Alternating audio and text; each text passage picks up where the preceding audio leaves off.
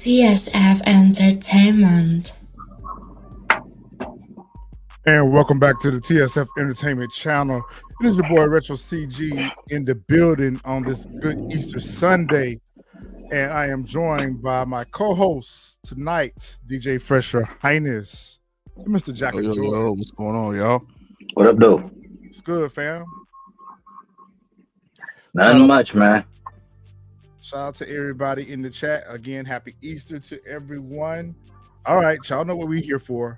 It's Power Book 3, Raising Kanan, Season 4, Episode 407. Damn, we're at Episode 407 already. Sheesh. Episode of the season just flew by. Man, no. Crazy.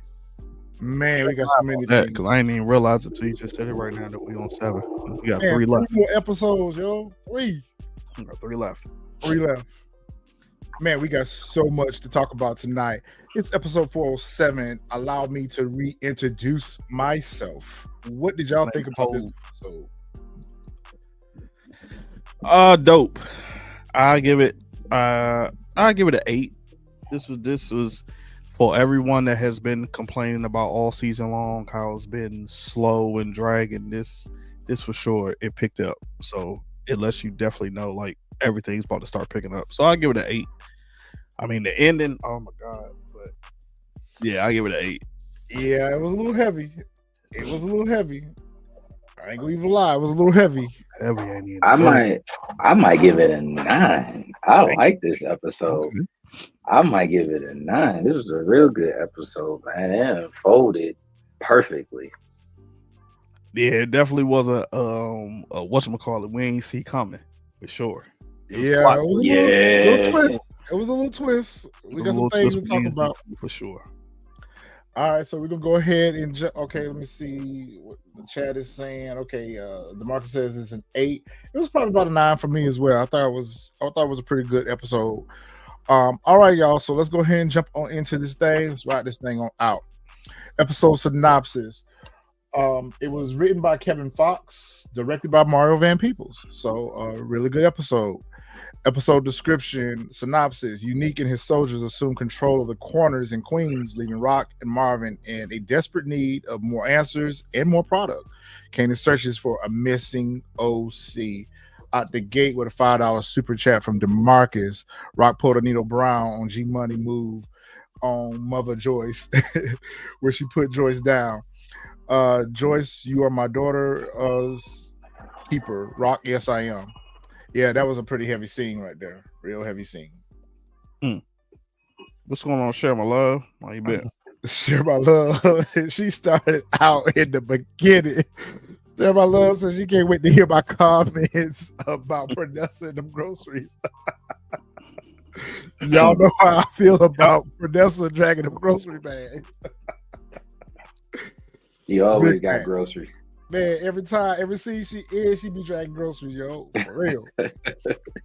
Yo, damn, she do the Cheerios. Every scene, I'm telling you, it's just about every scene that they have. She got groceries. She got a grocery bag, yo. Man, she had the Cheerios. Yeah, I didn't even peep that. Except for the joint, she confronted Raq. Most of the time she do, she got some damn groceries. That's right. Yeah. From the grocery store all the time. Like, damn, they eat a lot in her house. She being typecasted. Well, she got to feed Jerome, so I guess she do. She got to feed. You will never see her cooking none of them, but you see her dragging them. Damn, how much food do they need? For real. Speaking of groceries, the episode kicks off with Unique, where it left off at in last week's episode in Raq's kitchen, eating some Breyers butter pecan ice cream, and Raq is like, "What the? Wow!" Yeah. And of course, he begins to, go in on her and threaten her and pretty much tell her that she was the one that was responsible for setting things up with Ronnie to leave him potentially unalive in a ditch on a pile of trash side the road. And she's trying to heed reason to him. She's trying to appeal to him, letting him know that, listen, I ain't had nothing to do with this. Like, me and you, we felt something. And of course, he continues to crash out on her. Well, obviously, she didn't get through to him. And then once she realized that she wasn't getting through to him, she started to let him know that, listen, you can't put me down because, I got, Stefano and his crew behind me or whatever. Yep. Unique was not bothered by that, but you can tell right here that he is. That man was crashing out. that TBI is in full effect. That TBI is in full effect. But It they call it exhibits a lot of CTE. TBI. Yeah, that CTE is in full effect. That Full man is effect. crashing out big time. When I saw this face right here, I said, "Oh, he crashing out. Yeah. He don't believe nothing." It's another thing, crash out that we gonna get to later. But I was like, "Oh yeah, he don't believe a word nobody say." Yeah, man. But I still blame early Tyler for putting that battery in his back behind all of this. So Rock had past her history doesn't help either though, because she got a history of doing Her reputation, stuff like this. her reputation precedes her, and that's the For problem. sure. It's not just with Unique, but with everyone. Her reputation, and even though they haven't, for me, I don't feel like they've given us 100% confirmation that she took out High Post at DEFCON. She may have given Rock, but it's kind of like one of those things where it don't matter what she says, it's just what people think. It's open-ended. Yeah, it's open-ended because we see all throughout Raising Kanan that Rock constantly gets blamed for things that not her fault.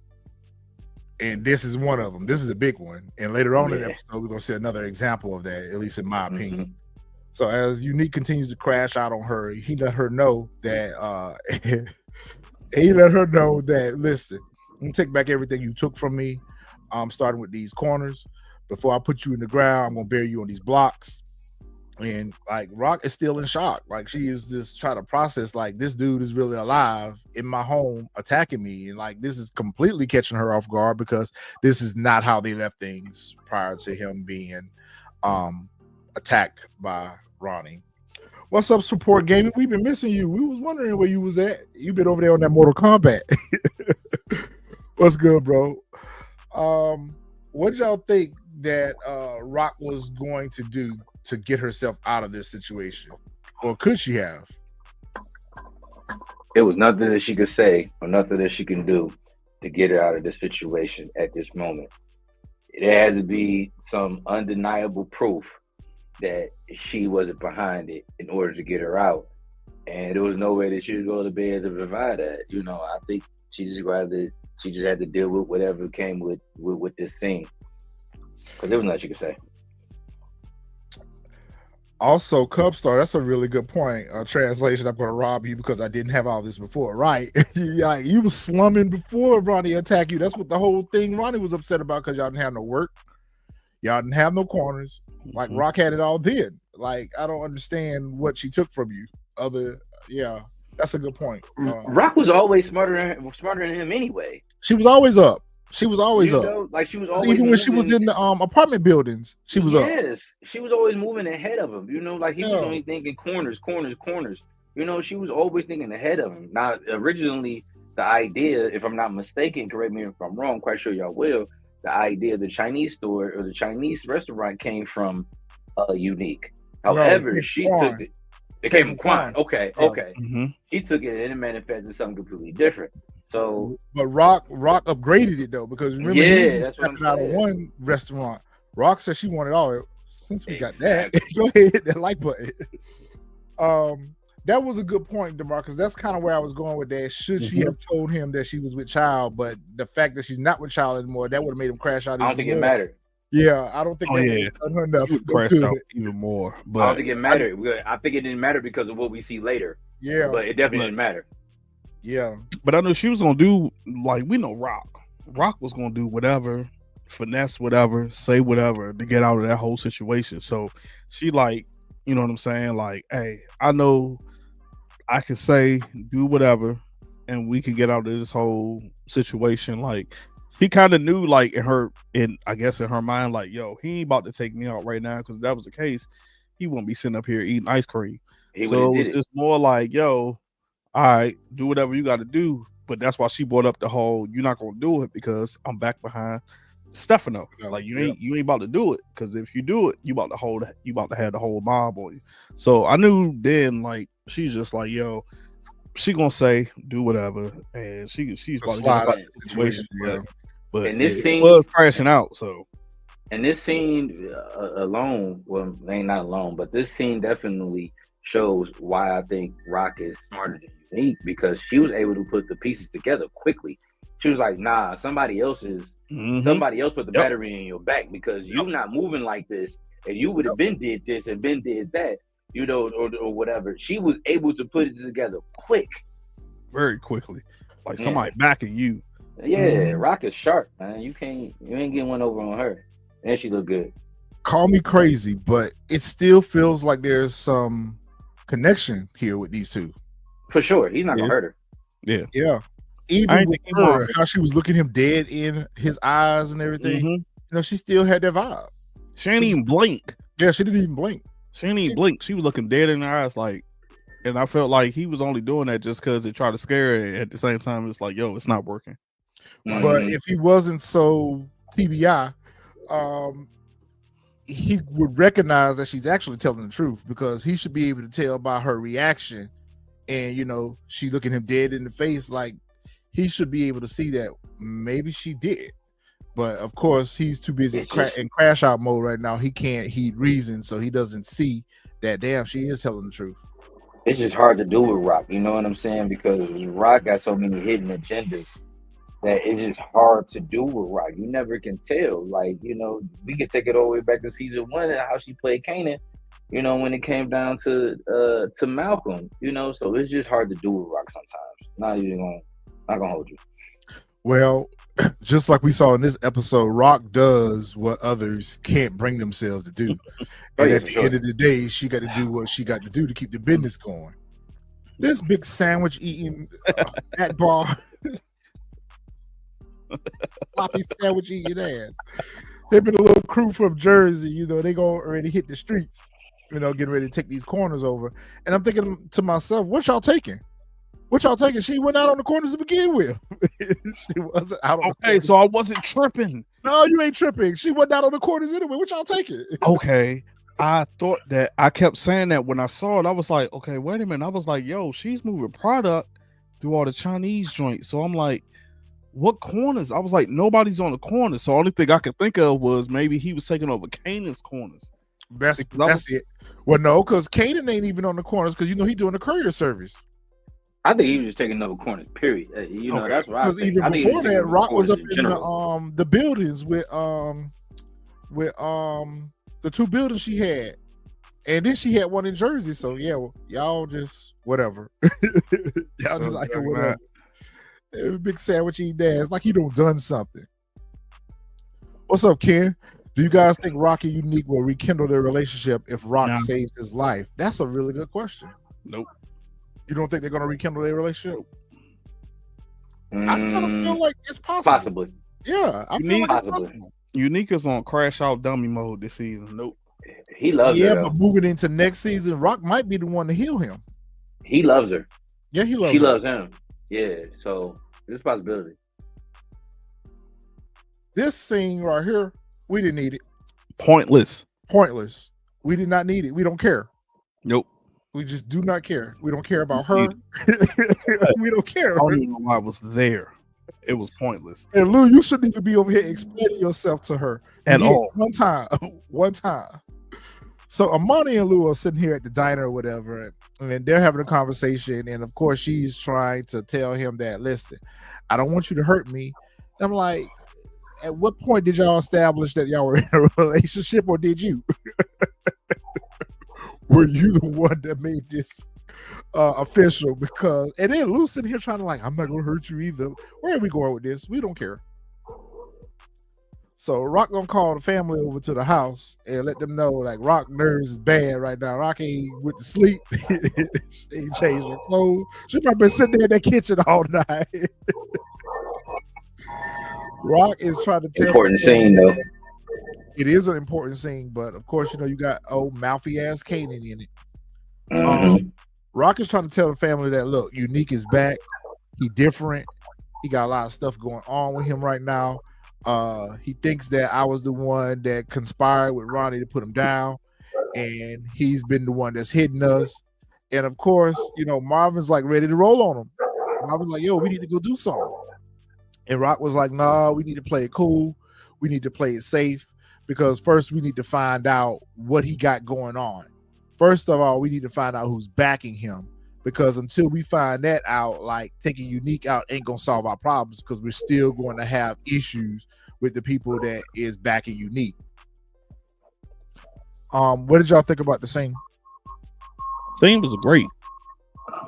Scene was amazing. Like I said, it was needed.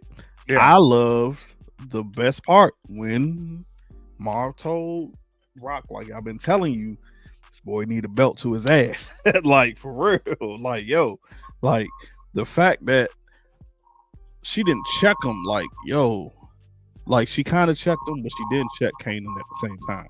It's like, yo, she checked him though. She checked him. She didn't check him as hard as she should have. Yeah, she didn't check him as hard as she should have, but she finally put, because Kanan started talking shit. You right, share my love. Lou should have been at the meeting too. He couldn't because he was at the diner with Amani. Yeah, he too busy at the belt. Yeah, having that pointless meeting. At that pointless meeting, right? At the pointless meeting. But it was a dope scene. But the fact that everybody got mad at her when she's like, "Yo, we're not gonna retaliate just yet." It showed again because Kanan got mad. I'm like, "Yo, it showed again. You're not street smart. Like, you're doing exactly like how Quan did early in the season when Quan was like, yo, we got to hit back. We don't even know who we hitting back. Like, yo, hold on. Let's do some groundwork real quick and let's figure this out. Like, because we go hit him back. We don't know who's backing him. Like, he's not doing this all by himself. So, like, I don't understand like how they were all just like, yeah, we gotta get back at him. And she's like, nah, like, and again, that shows like this is why Raq is the head of the family, because she's the only one who thinks logical and strategic. Marvin, immediately we seen him, he being crash dummy all season along with Unique. He just immediately, oh yeah, we're gonna do this Kanan the same way. It's just like, yo, she's like, yo, we gotta do some groundwork first. Let's do some investigation. And then we can make our move. We do it right now. We don't know what we're getting ourselves into. Right. So we need to go ahead, Jack. Kurt, what that question is, to me, I think by him asking that question should have made him fall in line with what Raq was saying. Yep. Just by him asking that question. Yep. Because everybody would have thought that. Like, if you had to jump on her, you definitely could have took her out right then and there. Why didn't that happen? So when she's saying like we got to see who's backing them and such and such or whatever, that should have been a light bulb moment for Kanan. But Kanan is so pissed off at his mom for whatever reason for keeping him alive, that he can't see past that. I think an important part of this scene to me was Juke's response. I think that was a very important part of the scene for me, and I'm gonna tell you why it's an important part of the scene for me is because they looked at Juke differently when she said that. Like, they was like, wait, listen, like normally she'd be like, I got him, let me go talk to him. I got him, let me go, I'm gonna run out here and I'm gonna see what's going on with him. But this one, she just kind of like, yeah, y'all need to listen to him. So I think that was a little nugget that we got, out of this scene to see more of a turn for Juke. Thank you, because I was about to ask how. Yeah, because Kanan don't know all the facts, and he always reacts off first reaction versus taking a little time and find out what the situation is. There's another reason why Unique didn't drop her as well. Not only because the Russo crew told him not to, but at the same time, there's love and hate here. And it's a thin line between that love and hate. So we know that he still got a vibe for Raq, whether or not he's copping to it, just from that scene when he was over at early Tyler's place and he was in the bed and he was like, I hate her, but I love her at the same time. Yeah. So I'm coming to get my block. Got feelings for her, but Raq can't share that with Kanan. Jukebox knows this because Jukebox was the one that picked her up when she did the self-deletion. Yeah. What you call it? And that's the only reason why Kanan is saying that is because of how he feels towards his mom right now. Yes. If it was back like season 1 before he had to, put down Howard, he wouldn't even question it. but because he has so much disdain right now for his mom, like that's why he's questioning. Like, yo, he can't see past that. He think that everything is her fault. And this situation right here is not Raq's fault. It's not. We have to accept that. I know a lot of people feel like Raq has done a lot of things to him to justify his behavior, but he's the tone and his disrespect. He can't get past that. Nope. This particular situation, now he has some things to be upset with Raq about. Even though I'm Team Raq, I'm not going to say that she's an angel and she's innocent in all this. But what I'm saying is, for this particular situation right here, Raq is not to blame for it. But he don't know that, and he's not listening to his mom because he can't see past his own beef with her. And Marvin, I think further that go ahead. I'm sorry. No, go ahead. Who are you talking to? Oh, I told you about talking to your mom like this, yo. I'll be ready for Marvin to yank his ass. Marvin was like, I told him to need the belt. I thought Marvin was gonna pull the belt off. I was ready for it. Like, yo, let it happen. Let it happen. I think he old enough to catch a fade. Yeah, they have that belt. Yeah, he old enough to catch a fade right now. Yeah, he old enough for a fade. Catch the fade. Yeah. Raq nerves toe up because Kanan storm out. He don't say some ugly shit to her, some disrespectful stuff to her, whatever. And Jukebox says Kanan grown. And Marvin's like, what you got something to say? Marvin like, what? Let's see. Okay, so maybe y'all can. And then he was like, well, what you would have done? He was like, listen. Okay, so that was my question. I was gonna ask y'all. And I don't understand what she said that listen to him, because Kanan is not street smart as everybody thinks he is. Okay, you listen to him, and then what? Because Kanan was the main one. Like, yo, he was with Marvin. Yeah, let's hit him back. Like, Kanan's not street smart, because if that was the case, he wouldn't have to be paying Snaps and Pops still some money for some work. So what are we listening to Kanan for? And I feel like the only reason she's saying that is because they're on this revenge tour to get back who put down Famous. DeMarcus, what you mean the Raq bias is unreal? What are we being biased to? We're following the story. You know yourself from watching the show that she's not responsible for this. So why are we ganging up on Raq? Oh shit, support game. We got Kanan in. His picture just killed me. Somebody help me figure out why we ganging up on Raq. She's done some things. I get it. She's done some things that have led Kanan to the way he feels about her. But just like she told him in this scene, like, I've been cleaning up also. I've also been cleaning up all your messes and all the problems that you've created for the family. So, like, we still stood behind you. I still stood by you and help you clean up the mess that you've made. Like, everybody piling up on Raq is not. It's not all her fault. It's not all her fault. Listen, Raq is responsible for a lot of things that Marvin has done. We can't accept the things that Kanan has done. We can't accept the things that others have done that have drawn Raq into the center point of this. They hating on her for things that he's had to do because of reactions to other things that they've done. Go ahead, Jack. I think Raq has done a lot of things, but she had to clean up a lot of mess that didn't have nothing to do with her. So it's not that we're Raq biased or anything like that. This particular situation has nothing to do with Raq. This was all Ronnie, and then somebody early Tyler put more of a battery into Unique's back, and then that's how we get down this path and the crash out for Unique. So I don't think that is team Raq. Nobody on here says that she deserves the Mother of the Year award. We're far from that, or Person of the Year award. But she's done a lot. What secrets is she holding? She's not holding any secrets. With the exception of she was pregnant with Unique's baby. I guess he's going back in hindsight. She didn't tell him about Howard. She didn't tell him about DEF CON. So those are things that kind of started the love-hate relationship between Kanan and Raq. It's just more so like, I can't tell you everything because you're not street savvy enough to know, like, hey, we're gonna do it this way. Like, and I don't have to. I don't have to. It's like, yo, like, at the end of the day, like, I've been in this game longer than you. Yeah. So you would think, like, yo, let me pick your brain and let me move off of you. But like I said, and I get it, you got so much disdain because she had you put down Howard, who was your pops.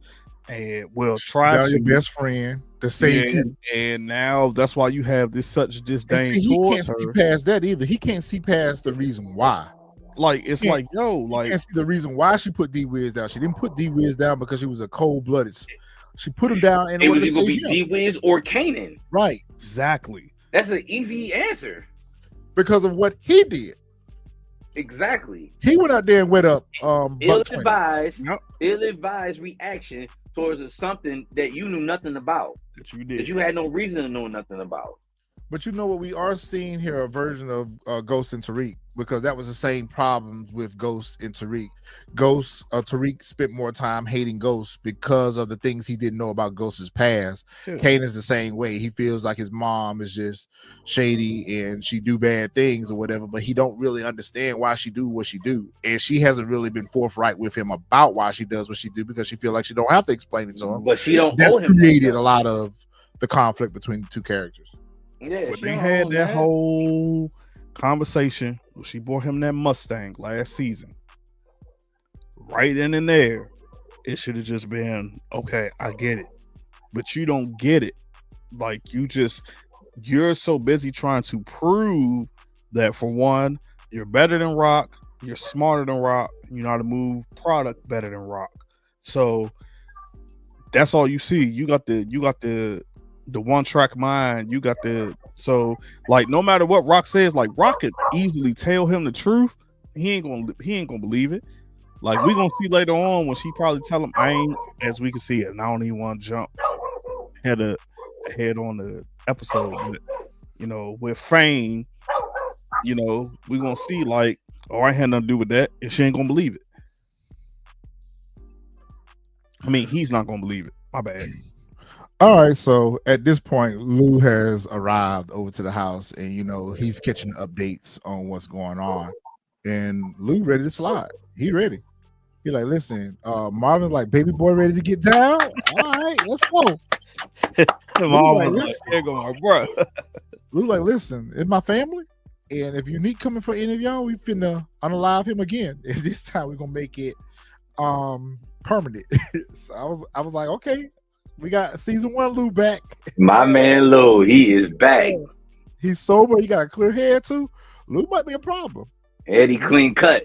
Yeah, Lou might be a little bit of a problem right now. So we're gonna see where that goes with that. Raq is pretty much reinforcing what she was telling them earlier, that listen, we got to get out here and find out who's backing Unique.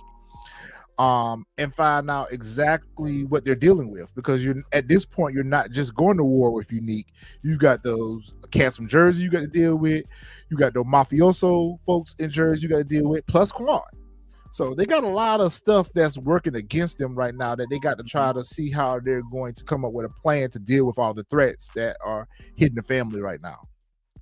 But right here on that scene, they didn't know that Jersey mob boss was backing them at this point. Nah, right? they didn't. But Raq was saying again, that's why we're not going to hit back, because we don't we know. Gotta see. Yeah, because we don't know. Yeah. Okay. Unique. Okay. Like, okay. and that's why I said in this scene right here, why everybody keeps saying why Raq is the head of the family. This shows right here why she's the head, because she's the only one who thinks logical. Like she thinks offense. She think like, past, wait a minute. She think past what she can see. Yeah, she thinks logical. Like, yo, wait a minute. Somebody's backing Unique because he did drop me. Shots, right. And he ain't take none of us out yet. Somebody's backing him because he's not doing all of this on his own. Like, if he was doing all this on his own, he would have been sloppy. Like, she like, nah, we got to figure out.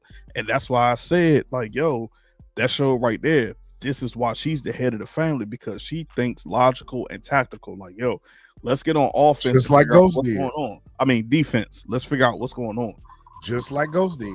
Yeah, exactly. Just like Ghost. While the rest of them, they ready to hit back already. Oh, they don't know what they hit. She carrying groceries.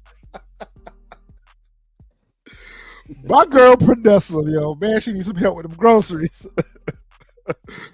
Pranessa is coming in from the grocery store, and she's got some bags, and she's struggling with the bags to try to get in the gate. She drops one of the bags, and some of the oranges roll over to Unique, and he picks them up. She's looking at him like, oh my God, I literally just seen a ghost. And she was like surprised and happy at the same time to see him. She jumps up in his arms. They have their little heartfelt reunion.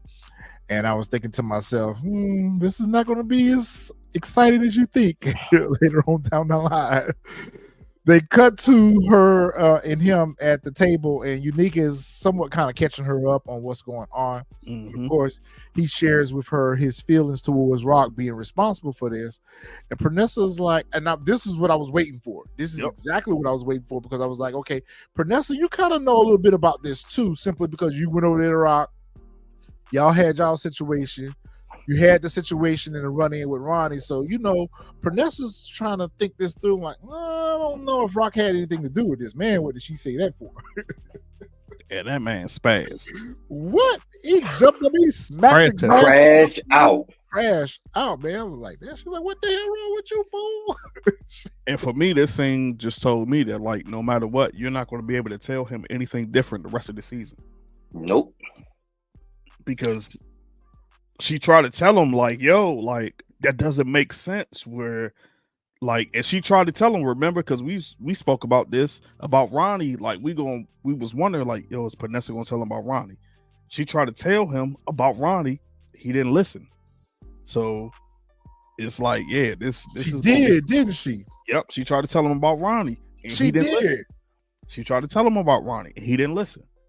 And that's what he spazzed out. You gonna try to tell me knock the a glass couple of over? times, because she told him off the gate that she wasn't comfortable with Ronnie being there at the house, and then she told him about how Ronnie was sitting downstairs watching a blank TV. She did. So she see that he's not the same too. She quickly realizes that, yo, something wrong. Something wrong here. And so what I like about how she responded to him was she tried to de-escalate him. Rather than her trying to argue her point with him, she just jumped up and gave him a hug. Like, yo, I'm here. She calmed him down.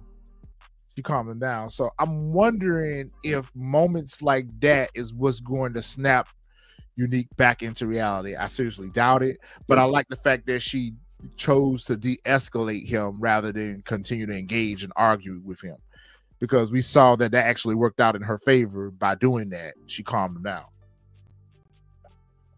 Juke and Kanan is at the diner, and you know they trying to think through all this stuff. Kanan's primary goal right now is not even about the whole situation with Unique, which, by the way, we was in such an in-depth conversation about the Raq versus Kanan situation. We forgot to mention that Juke had asked during that sit down, did they think that Unique was the one that put Fame down? And Raq was like, oh, I don't think he did. He'd be screaming it out. He would have been screaming it out like he did with Andre. Yeah. So they're continuing their quest to find out what happened to Famous. And Kanan's like, I think Freddie's boys was telling us the truth. Like, I think it was the Dirty Cops. Juke goes on to tell him that if it was Dirty Cops, somebody paid them to do that. And she planted a battery in his back with that. Yep. Which when we get to that scene, me and Fresh, I'm jumping on Fresh's bandwagon with his theory on this. I think we know who put Fame down. So we might. I don't know if we're gonna say it during this live, because we might do a theory video, but yeah. Oh, we can do that too. Yeah, we can do that too. Let's see how everything unfolds. So Kanan is pretty much inviting Jukebox to join him as his partner, and Juke like, I'm not working for you. He's like, no, I want you to be my partner. I've been putting some money away to start my own business. No mom, no Unique, no Ronnie, no nothing. So this is another thing that tells me that Kanan is not going to go work for Unique. He's tired of working for people. He wants to be on his own. He wants to be out with his own pack, which I kind of thought that he was right now, but he's in debt to Snap and Pop right now. So technically he's not on his own right now because he's having to share profits with them. Juke like, listen, I'll ride with you on this Fame stuff, but beyond that, I ain't doing all the other stuff. Speaking of Snap and Pop, so you got Raq and Marvin. They go sit down with Snap and Pop to tell them about the whole Unique situation, and it really looks like they were looking for support from Snap and Pop, you know, and they were trying to let them know that, listen, we're in business with you. And it's funny that Raq would say that because she was quick to remind them earlier on that she wasn't in business with them. That she had nothing to do with me. With Kanan, right? But she was like, well, we in business together. And they were like, no, we in business with Kanan. And she was like, well, Unique is going to come after Kanan too. Like, so that's a problem. Yeah. How do y'all feel like these two slide? We know that they not out for nobody but themselves. We know that. Oh, for sure. I think the reason why she said that was because Kanan was getting work from her to move. So I think that's why she said, like, yo, like, hey, you know what I'm saying? Like, we in a sense, we're still in business because Kanan's getting my work from me and he's moving that work. And then I see that. Good point. Supporting KB. Good point. Quiet dog. And like he's moving the product, and whenever he moves the product, you know what I'm saying, he's bringing y'all a cut of what he's moving from my product. And because y'all invested in Kanan, like, hey, if Unique is gonna for him, then he's gonna for us. So like at the same sense, like we're all in one big circle. So we need to stop and try to take Nick out before he goes, beyond berserk and take all of us out. So they pretty much let them know that thank you for the update. We're informed and we'll keep an eye on what's going on. So they didn't leave with any type of reassurance that Snap and Pop is going to back them in any kind of way. So again, they're back out on their own. Man, Mr. Irwin, hate that he got involved with these folks. These hoodlums don't took over his situation. That man can't do nothing. We ain't got no special sauce, B. We had a fiend come in, try to get served, and of course, they told him that we don't have any special sauce. Go across the street. We have it there and at a better price. And so they are just literally hijacking Raq's business at this point. Literally hijacking it and sending the fiend across the street to where they have set up shop across the street. Unique pulls up and Uncle Irwin goes to the window, and that stare down between the two of them, that just told me right there that he's in the biggest regret of his life that he's got involved with this situation, because I don't think that it's going to be good for Uncle Irwin. I didn't take it was a regret. I took it was more so like he was just mad, like, yo, like, you know what I'm saying, like, you taking away my income. Because I think at the end of the day, like, even though Quan runs it, like Irwin is not going to say, like, yeah, I'm gonna be in business with Unique. Like, I've already been in business with Raq and how they move, so I just can't jump ship and just move over just because you decided, like, although we all family, I just can't jump ship and just move and start working with him.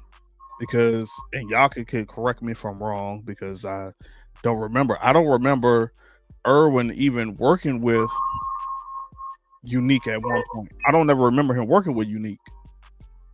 For what I remember, it was always Quan, and then it was Sonny, and I can't think of the husband that got unalived early in the season. I think Irwin come into Raq came in.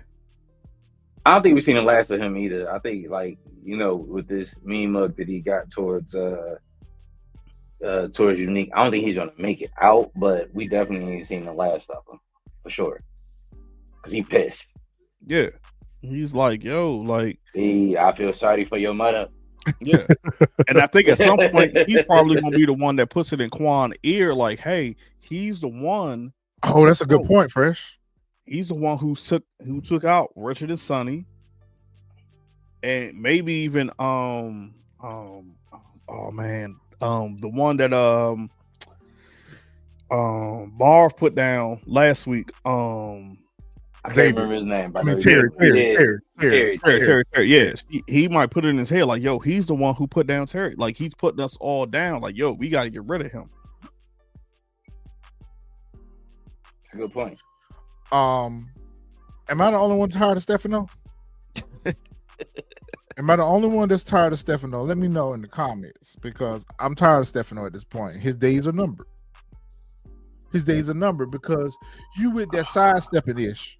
I don't like that. You have friends like that in real life, that when it's time for you to ride, you want to try to ease your way out of it, but you want to holler that you ride. They don't done a lot of work for you. Marvin don't done a lot of work for you. Raq put Sal down. Raq and Marvin put Sal down for you. Now when they need some help, you talking about all this. Well, nah, is get down or get put down.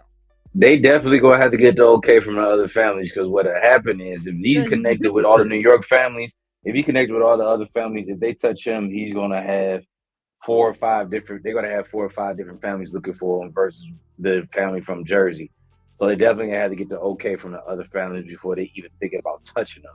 So that's why, like, well, if we go further down, I'll wait till we get to that scene. But that's why when Marvin made a certain suggestion, I was just like, dude, you got to get approval from all other families that's in New York in order to touch this man. Because if you do, all the rest of the families are going to come after you. Yep. Oh, damn. Share My Love brings a good point. Y'all said Uncle Irvin might make it out, but Share My Love reminds us that Raq told them that they were married. So. Yeah. And that's why I think Irvin's not going to switch up, because I think Irvin's going to be the one to tell Quan, like, yo, he's taking the business and he's the one who's been putting down our family. Like, he's putting everybody down. Mm-hmm. However, I agree with you on that, Juggernaut. You're right. This ain't the scene. This particular scene right here wasn't the scene that actually made me through with Stefano's when he met with Marvin. But he did tell Raq a lot of what she needed to see, because Raq does have a tendency to have she's overconfident at times. She got a bit of ego. Yeah, she has a bit of an ego that she has to fight with a lot of times, and she don't see that, okay, this not exactly what you think it is. Like this situation right here, if he coming at you like this, that means he's got another crime family behind him. Now, it's not from the 5 boroughs, but our peeps up in Jersey may be your problem. You might need to figure out this situation, because first of all, you out of product, and if you would have treated the situation a little bit differently with Quan, you wouldn't be in the situation you are with him. But I don't feel like the whole Quan situation is her fault, because he didn't like her to begin with. Like, I feel like Quan never liked Raq. He always gave her a hard way to go. So, and then when the situation happened with Richard and Sonny, that just made it even escalate. And then when the situation happened with the crazy little man over there, like, I feel like Quan hated on Raq because more that she was a woman and making boss moves than the fact of the things that she did. I don't feel like Quan's anger towards her was necessarily justified. Now, I can understand him being upset about Richard and Sonny. I think Stefano made a good point, though. He was never really welcoming of Raq to begin with. I think Stefano made a good point, though, because he made a good point. I think he made a good point to a certain extent, because he was like, well, you should have played nice with Quan. And I think she should have played nice with Quan until she got everything in order. It's kind of like one of those things where I'm not going to quit my job until I know I got another one. That's a real point. So I think in her head, she was probably thinking like, well, if I pay 20%, next week's going to be 30%. Next week will be 35%. You should keep raising the price because you can. And so I think that's what hit in her head, and that's why she was like, well, I'm going to cut this off now. She bucked yeah, exactly. But I think to Stefano's point, he just was like, well, if you would have played nice, it could have been a different conversation. After you played nice, got your work, was able to supply, and then we can have this conversation about you becoming, that you becoming the connect. Excuse me, not you have to then use Quan. Hey, yo, that's good points. That's really good points. I think the biggest thing that Stefano wanted Raq to walk away from this situation is like, you ain't got this on lock the way you think you got this on lock. Like, Unique is getting ready to be a problem. You're gonna have to deal with this. And she is. What was Stefano? What was Stefano's name? He called him. What was the nickname? His name was Linguini. Oh, damn, I can't remember. Go on, help us out, chat. What was the name that he was calling Unique? I know DeMarcus knows. Oh, ubiquitous. Yeah. Unusual. Oh, man. So I feel like Marvin came up with one of his best ideas to date. When they were leaving Stefano's place, Raq kind of sensed that Stefano was a little shaky, and she didn't get the reaction from Stefano that she was looking for. She was looking for Stefano to say, "Yeah, I got your back. We're gonna ride." Stefano, tried to play it in the middle. He tried to ride the middle with it. And Marvin was like, "Yo, it's time to put him down." Because eventually, if he's shaky right now, as things continue to escalate, like he might flip on us. And I agree with Marvin on that. I agree with him on that. Like, if you sense that there's a problem right now and this thing just jumping off, wait till it gets even more crazy. Then, yeah, Stefano gonna not ride with you. So Raq was like, "Yo, that's a big move." And he was like, "This is a big problem. Like, we got to figure out how to." I 100% agree with Marv. The problem is once you're dealing with the mob, like y'all the rooks, like y'all not. They the kings and the queens of the chessboard. Like y'all ain't even the rook. Y'all the pawns. That's pretty much what y'all like. Y'all just the smallest chess piece on the board. So I think that Phil Russo played it a little bit different. I think he sticks the same or unique. Stefano just told him straight out, like, well, y'all kind of like the little people. Y'all gonna have to get in front of this before we even get in front of it, before we even get touched. So he's right, but it's gonna take a lot more than just this conversation to get that done. A lot more. Do you think they're gonna end up dropping Stefano? I agree with what Xavier said. If they do, they need to get somebody else to do it. I think it's a possibility. I think it's a possibility only because of the conversation that Marv had with Stefano privately. I think because we don't know who this guy who got dropped, like what family is he part of? So is it going to lead back to Stefano? I don't want to jump ahead of the scene, but somebody was into, Stefano for 10,000, and early Tyler handled it whichever way he decided to handle it. But we don't know, I can't remember who this main man is and what family is he part of. Is he part of Stefano's family or is he part of somebody else's family that's going to lead back to Stefano? So they're going to be like, okay, Stefano is moving sloppy. We'll go ahead and give him okay. He a part of Stefano family? Yeah. Okay, I wasn't really the sure. One that early Tyler took out? Yeah. Yeah. I wasn't really sure. Okay. Yeah, he part of Stefano family. All right. So we all knew it. We all said it. We all called it.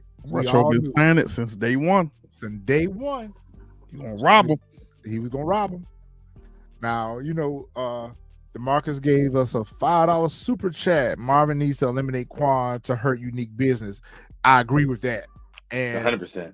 And actually that kind of, I'm gonna have to give you some flowers on that, DeMarcus, because early on when the screenshot that was out where everyone was saying that was Marvin that had the gat on Famous. Hell yeah, that wasn't him. That could have been Quan. That could be Quan. And what he's saying makes sense. Let's get rid of Quan to hurt Unique's business. That makes a lot of sense. That's playing chess. We knew that the 38-year-old toddler was going to get into this storage and rob. The little leprechaun ran away with all the gold. he definitely squeezed up under the door to get, he squeezed up under the door. He squeezed through the lock. Right? That man don't cut both locks and left them. I do not like O-Cee. Man, I thought O-Cee was going to be a rider. O-Cee was going to be a rider. Man, that man robbed the hell out of Kanan, yo. Oh, hey, he left $1 in the Foot Locker, yo. $1. He walked right under the door. You walked under the door, you dead, bro. I do not like O-Cee, man. Damn Oompa Loompa. I do not like him. I ain't like him from the first time that he was introduced. My question is, how? Like, how did you know? Because you never saw. Only thing I can think of is that was the only storage unit that had a lock on it. Mm-hmm. You never saw the unit or anything like that. Only thing we saw was him outside. Only thing he saw was when he come outside. Mm-hmm. Yep. So my guessing is that's the only one that had a lock on the unit, because it's impossible to just go in a storage unit and be like, oh, which one is which? Like what? And I He thought just did process of elimination. Start at the first one, and he lucked up. Because it do look like Kanan's unit is the first unit, because when he walked up to the first unit. He walked up to the first unit. So, Kanan pissed. I was like, damn, Kanan. What would have been smart was if Kanan would have been moving the money around from place to place and not leaving it in one place. again, it shows he's not street savvy. Yep. Yep. That man's not street savvy. He done broke into the public storage and robbed Kanan for all his ill-gotten gains. All of them. All of it. It's gone. But I don't even think at that moment it clicked with Kanan that it was O-Cee that had stuck him up. Mm-mm. I don't think it dawned on him until later on when he found out that O-Cee was missing. O-Cee is missing, yeah. Yeah. At this point, he just knew he'd been robbed, but you don't know who robbed him at this point. Yep. Unique has set up a house or apartment for Pernessa and Jerome, who's I'm assuming out of town, maybe in Jersey or Jerome. Nah, no, I'm talking about they city. They out of town. Oh yeah. It's probably Yeah. I think it's probably because matter of fact, it is still in the city. Because remember when he showed her, he said y'all can look out at the park, at a certain park. So it's still in the city. It's just a different, some kind of like high rise or something. Yeah, it's a different high rise. Yeah. And here we learn a lot. Pernessa is getting settled in, and she quickly realized that she back in another house of horrors. Because that man told her, F your mom. She was like, he basically told her she could not leave. Mm-hmm. He's like, I gotta take my mom to dialysis. He's like, no, you're not. None of that matters. But I understand his point, because he did tell her that, look, you're my only weakness. You and Jerome are my only weakness right now. I got to keep y'all safe, keep y'all here. So to that point, I understood why. But the delivery of it was like, you're not going anywhere. That's that. Exactly. And he's like, F your mom. I'll get one of my boys to take it to the doctor. I was thinking to myself, why y'all just didn't bring the mom with y'all? Why y'all just didn't bring the mama with y'all? That would have made sense, right? If I remember correctly, I think her mom never liked him. Like, never got along with what he did. Yeah, she didn't care for him, because when he was staying over there with them, and she was talking about he was a bum and all that stuff when he had first got out of jail. Yep. I'm worried for Pernessa. I told you, Pernessa, come on to Georgia. Come on, get you and your baby. Y'all come on down south, because you're not gonna be safe here.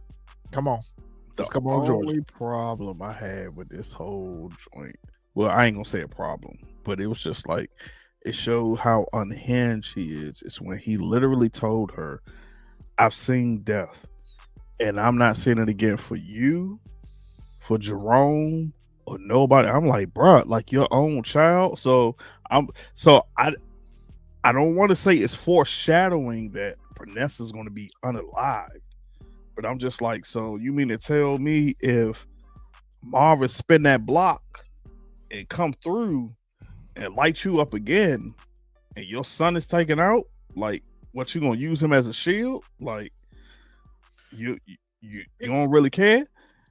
He's trying to protect them, but he's just deranged right now, because at the end of the day, and of course, in his mind, he thinks that everyone's out to get him or whatever. He don't know that Raq not gonna bother Pernessa. He don't know them. He don't know that they've had plenty of opportunity to take out Pernessa if they wanted to. They're not gonna bother her.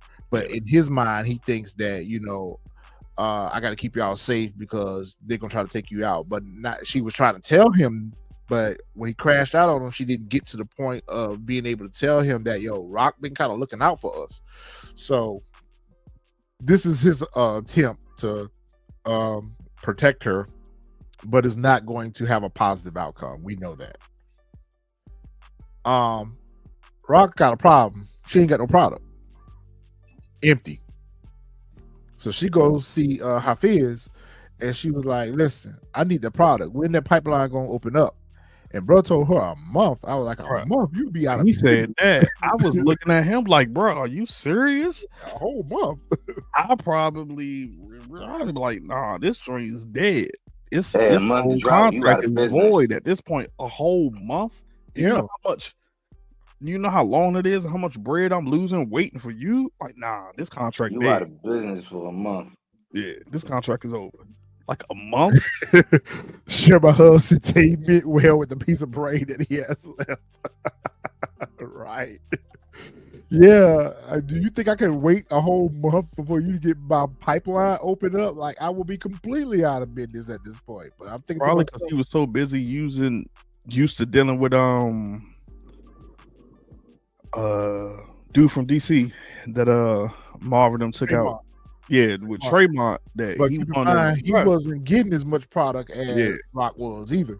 Yeah, you so busy dealing with Tremont, like nah, I need that like ASAP. Like, I don't know what you on. Yeah, I would have been like, yeah, nah, this joint dead. Y'all know y'all wrong for saying that man like Morris Day. Wow, he does. It's the mustache. It's the mustache. Sure.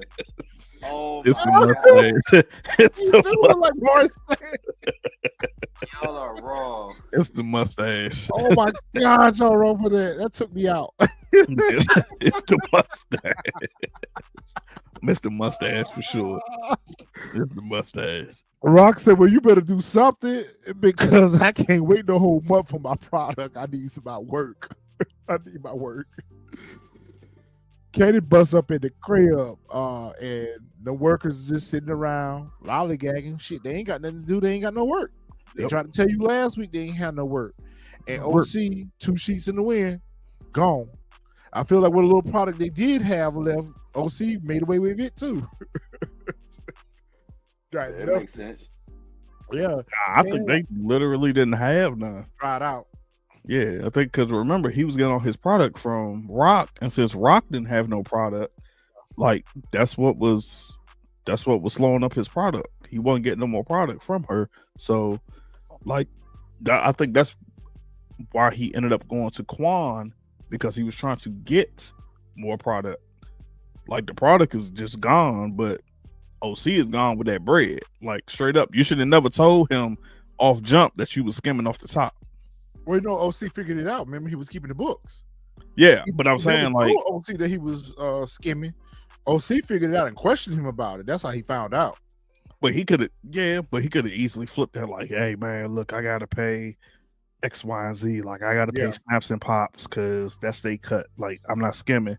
But once he figured that joint out, that's when O-Cee was like, oh, okay, we'll bet. Like, yeah, I'm about to get this. That's why Kanan as an adult results to bullying people like Dre. Yeah. Yeah. You know, Kanan has a lot of good qualities, but he's not a thinker. Nope. He's not a thinker. We saw that even in OG Power because he was always outsmarted.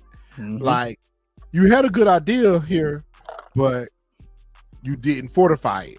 You didn't fortify this situation where you made it where nobody could run down on you. And I feel like every time Kanan tries to step out on his own and do something, he has results like this. Mm-hmm.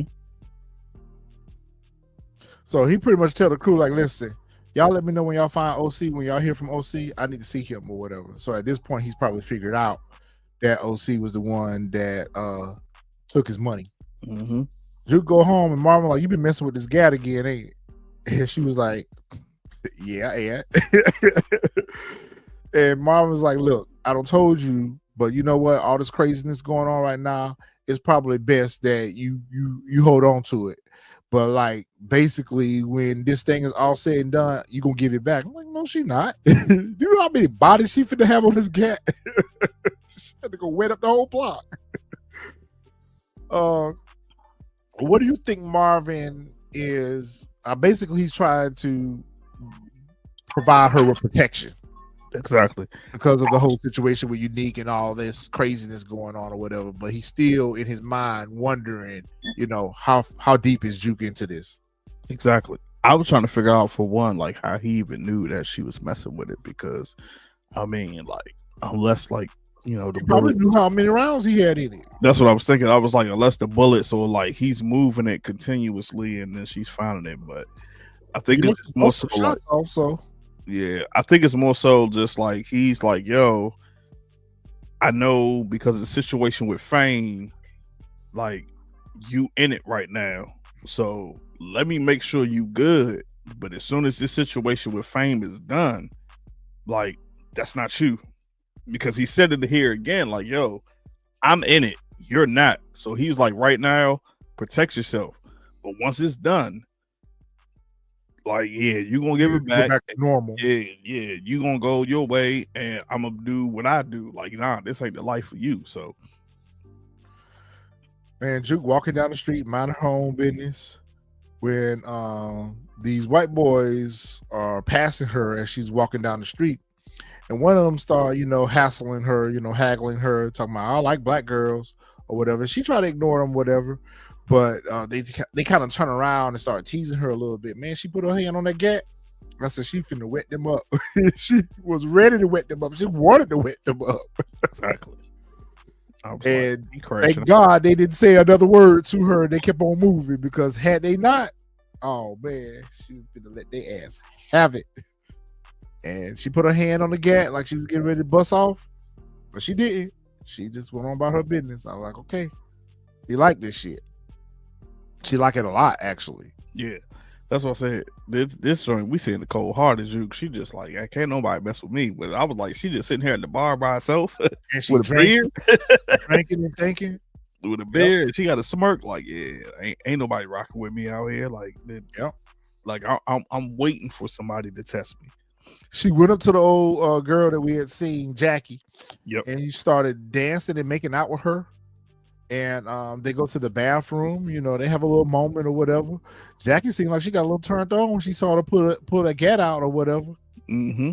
And when they was done, Juke was like, thanks. And bro, like, I said, yo. She was like, no. She's like, this ain't what that is. But I enjoyed myself, thanks. God damn, Juke cold. But she did that. I said, damn. I said, Juke, you rolling like that? She was like, oh yeah, it was good, thank you. I was just like, damn, like I thought this was about to be something, she's nah, I'm good. Like, it is what it is. I got my little shit off and we moved on about our business. Right. See you next time. And I guess I figured, I kind of thought of it like she was doing like when she first got to the Plum Bar. I can't remember if they ever say her name, but the girl that said she was dating the bartender, had slept with the bartender, and then the bartender got fired. Now she's back. So I was wondering if like Juke was just like, yeah, well, I'm about to get ready to do the exact same thing. Like I'm just about to get off, and I'm about to do my thing, and that's what it's about to be. I agree, Cubstar. Realistically, it's not going anywhere. And I'm glad they didn't go down this story, because at this point, we don't kind of want to see another love interest with Jukebox. We already know how they end. We saw how they ended with Nicole. We saw how it ended with Aisha. So realistically, it would have been a wash and repeat with this too. They wouldn't have had no happy situation. So yeah, I agree. They wasn't going nowhere, so it wasn't no need to try to take it anywhere. The little girl looked like she was disappointed. She was. She definitely was disappointed. I knew for sure she was. And she had to put that work in on her too. She gave us some good work too, probably. Nah, it wasn't enough. Listen, I'm gonna let you talk about this scene right here, because you already know how I feel about B Riller. And Jack ain't here to defend him right now, so yeah. I'm just saying though, what you laughing for? I'm here now. I'm just saying. Okay, so all right, I got myself together. So we've been calling this for like I don't know how many episodes that we saw it when Lowell said his whole thing about him keeping bread in his crib, in the safe, X, Y, and Z. We've been saying it for the longest time that B Rilla was going to try to rob him. So B Rilla and the whole crew, they go up to Lowell's crib and they's like, yeah, it's supposed to be a B&E, but B Rilla see that people are at the crib. B Rilla's like, nah, it's not supposed to go down like that. It's just supposed to be a B&E. We supposed to get the stuff and break out. But homie like, nah, with this amount of money, somebody got to be at the crib that's going to let us to get in the safe, which I got because I'm like, okay, that's smart. And that's when B Rilla's like, nah, I'm not going in there, because he's like, yo, Lowell's going to know it's me. which I got 100% because he's right. Even with a mask, because even those masks that they had on, it didn't cover up like eyes and everything else. So like, if Lowell was there, he would have known that it was none other than B Rilla that was coming to rob. Like, so I felt B Rilla on this. Like, nah, y'all go ahead. I'm chilling in the car. Like, it's just this is supposed to just be a B&E. Y'all done switch it around on me. I'm not doing that because at the same time, B Rilla like, yo, I ain't even trying to go back to jail. Like, listen, I would have been fine with all that if he hadn't bucked up at Lou last week and talking about I want to see what that looked like. I would have been just fine with this, but I think that was just the more throwing hands. I don't think that was actually involved. Yeah, I don't think that was actually throw hands at with who? Lou. With Lou. With Lou, Okay. he didn't know what Lou was about. So what I said is, as a man, you know, you get into a scuffle. That's one thing, but when you start bringing in this type of thing, you know, that's something completely different. I think he's a breaking and entering punk. You know, who raps, you know what I'm saying, who does what he needs to do in order to provide for his family, you know, and breaking the internet is his way. I think the other three that went in there, they by any means necessary, they're gonna go get it. And we saw that. Yeah, so I think B Rilla is more of a let me climb through your window, you know, in nobody's home type person. They bring it to you live and up front. They don't care who in the spot. Yep. They in there to take whatever it is that they about to get ready to get. That's the same thing I'm thinking. I'm like, he's just B&E. And I think at the same time, like I told y'all last week, the only reason he bucked up at Lou was because he don't know Lou background. He don't even know the Thomas family background at all. Yeah. He think Lou is just somebody from A&R from the record label that just got him out of jail so that he can, you know, make music or whatever. Like, I think if he found out exactly like what Lou did, the Thomas family, he'd be like, oh nah, Lou is out there in the street. So like, well, that's what it was. So oh man, Marvin, no disrespect. We go chill. We good. We gonna keep so during this whole situation, B Rilla gets out the van and he hears the shots go off, and he's immediately just like, oh man, they done laid down low. He don't know what's going on. And that was the same thing I was thinking, like, dang, he done laid down low, or you know what I'm saying, to get the bread from the safe. But when they come back, as he can see, one of the fans got hit. So I was trying to figure out what that scene right there was, and I hate to jump on the whatchamacallits, scenes, but I just was trying to figure out, like, how did the people who were renting the crib, like, know to have a gun on them, or like just to be whatever? Like, how do they know to because that's how, B Rilla folks got shot. Like, the dude shot him. Like, how did he know to they just probably have heard it? them breaking in. Yeah, but how did they even know that there was a gun in the crib? They didn't. They probably didn't expect that there was going to be any resistance. They thought they was going to probably go in there and start get the money. No, I know that, but I'm talking about the people that were renting the crib from Lowell. They probably had a weapon in the house for protection. Yes, but I'm saying, but I get that, but I'm saying though, like, if Lowell stays in this house all the time, this has never happened. How would they know? Like, okay, we rent the crib. Lowell's gonna tell them, oh yeah, I got this gun in here for protection, so y'all can use it. If this has never happened, I just looked at it as a home invasion, and people went to go try to defend themselves against the people that were breaking in the house, and they went for a weapon, and that's what caused the shots to ring out. I didn't think of it from that perspective, because at this point, keep in mind, at this point, we didn't know that this wasn't Lowell that was in there. At this point, we just heard gunshots. We didn't know if they went in and shot the people up. We didn't know if the people shot back at them. At that point, all we heard was gunshots, and we didn't know that there were other people that were occupying the house and not Lowell. We didn't find that out until in a later scene. Because remember, at one point they even asked. You remember, Kenyatta asked him last week, "Was there insecurity in the house or anything?" And B Rilla kind of upsold it that this would be an easy B&E because they ain't about that life. Well, they underestimated their targets. They underestimated the situation completely, and I feel like that's what ended up happening. But my better question is, did they even get anything?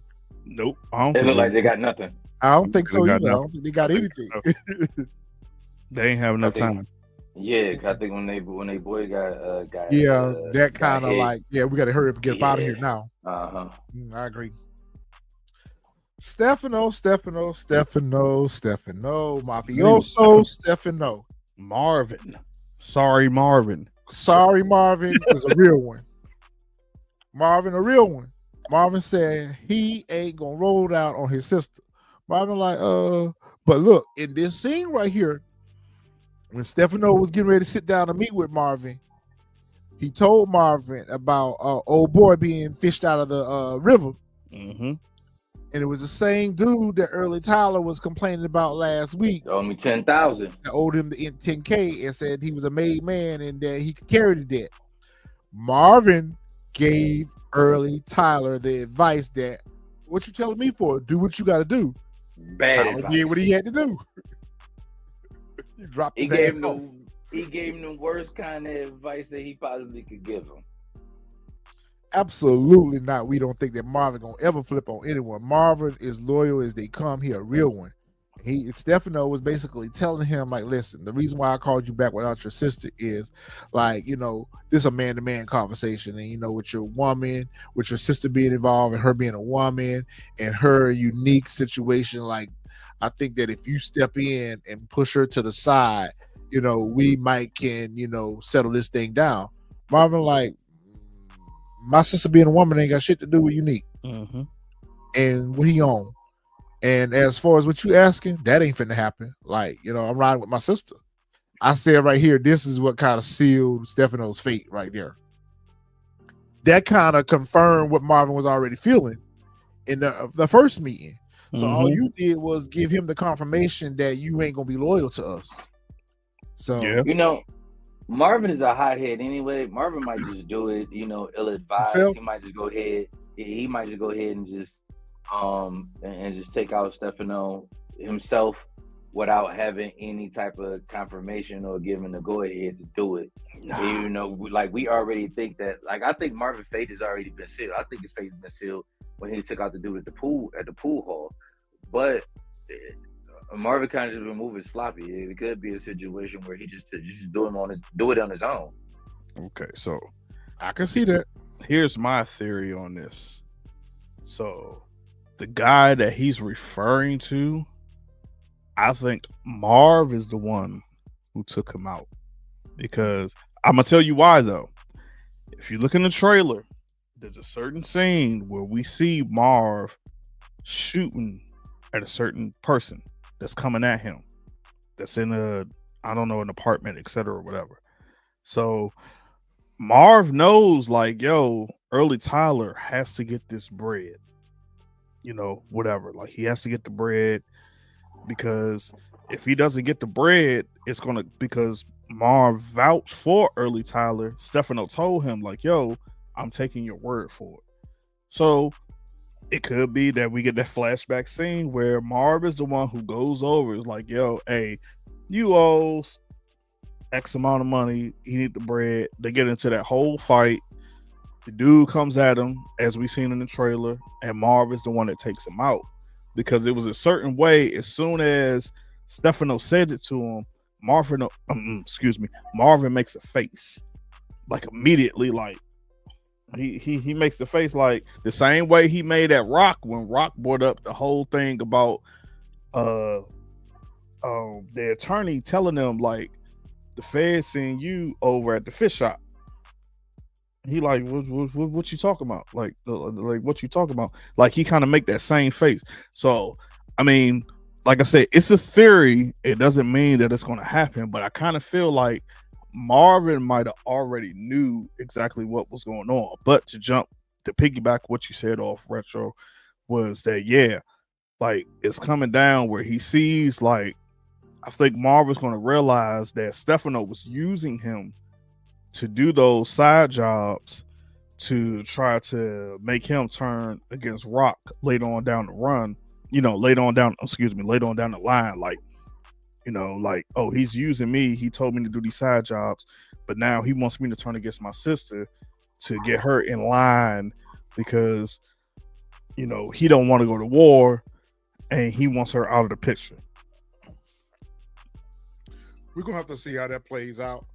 And I hear what you're saying about the trailer, but based off of his reaction to Early Tyler, when Early Tyler was complaining about it, he was like, "That's a you problem, not me." And he was like, "You got to do what you got to do to help them. I don't help." And two, I felt like the reaction when Stefano told him was he was thinking back on that conversation with him and Early Tyler, like, this idiot did it. So we'll have to see who's right on that one, but. Okay.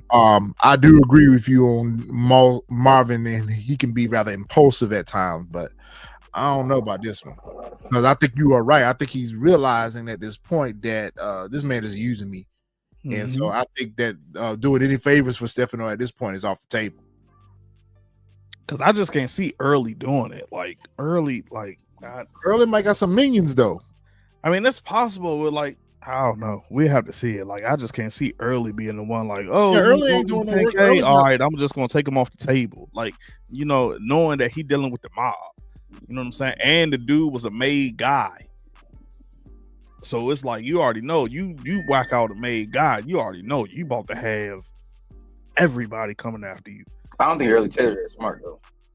To not think about that because he just already was like, this guy told me. It was just the way he was carrying on about it. It was the way he carried it. This guy telling me that he can hold that for 10,000. He didn't care whether or not he was made, right? Yeah, I don't think he even cared. It don't matter. Like it's a mix. It's a mix of culture. The coach, he probably don't even know how mafia people even roll like that. So at some point, to some extent, I don't even think Marv know because he wouldn't have did what he did. But he did it anyway. Yep. So I think. I think the ignorance behind this is really going to seal. I think we'll get Early Tyler done up, and we kind of already had put like the right ones on the wall for Marvin anyway. Yeah, Marvin's going to be in a situation, but I don't think it has anything to do with this. I think Marvin's situation is going to be a little bit different.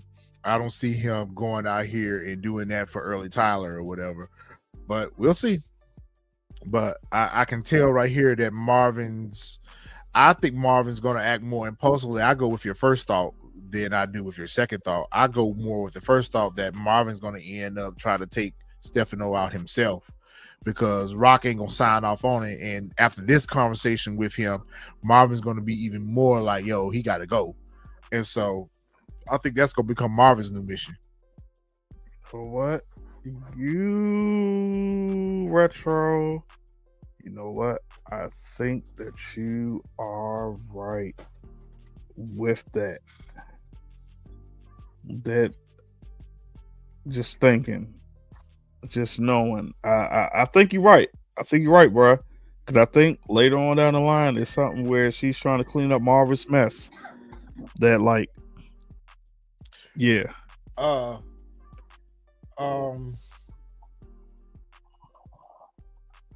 Episode 409. Oh, yeah, you picked it up quick. I was trying to do it at the same time and not trying to give episode 409. Yeah. Kanan pull up on the block, right? And he sees some of his workers out front, and he like, yo, y'all seen O-Cee? They're like, nah, we ain't seen O-Cee, but where to work at? Because like, we out here, but we ain't got no work. And Kanan's like, I'm gonna get back to you about this work, but if y'all see O-Cee, man, hit me up.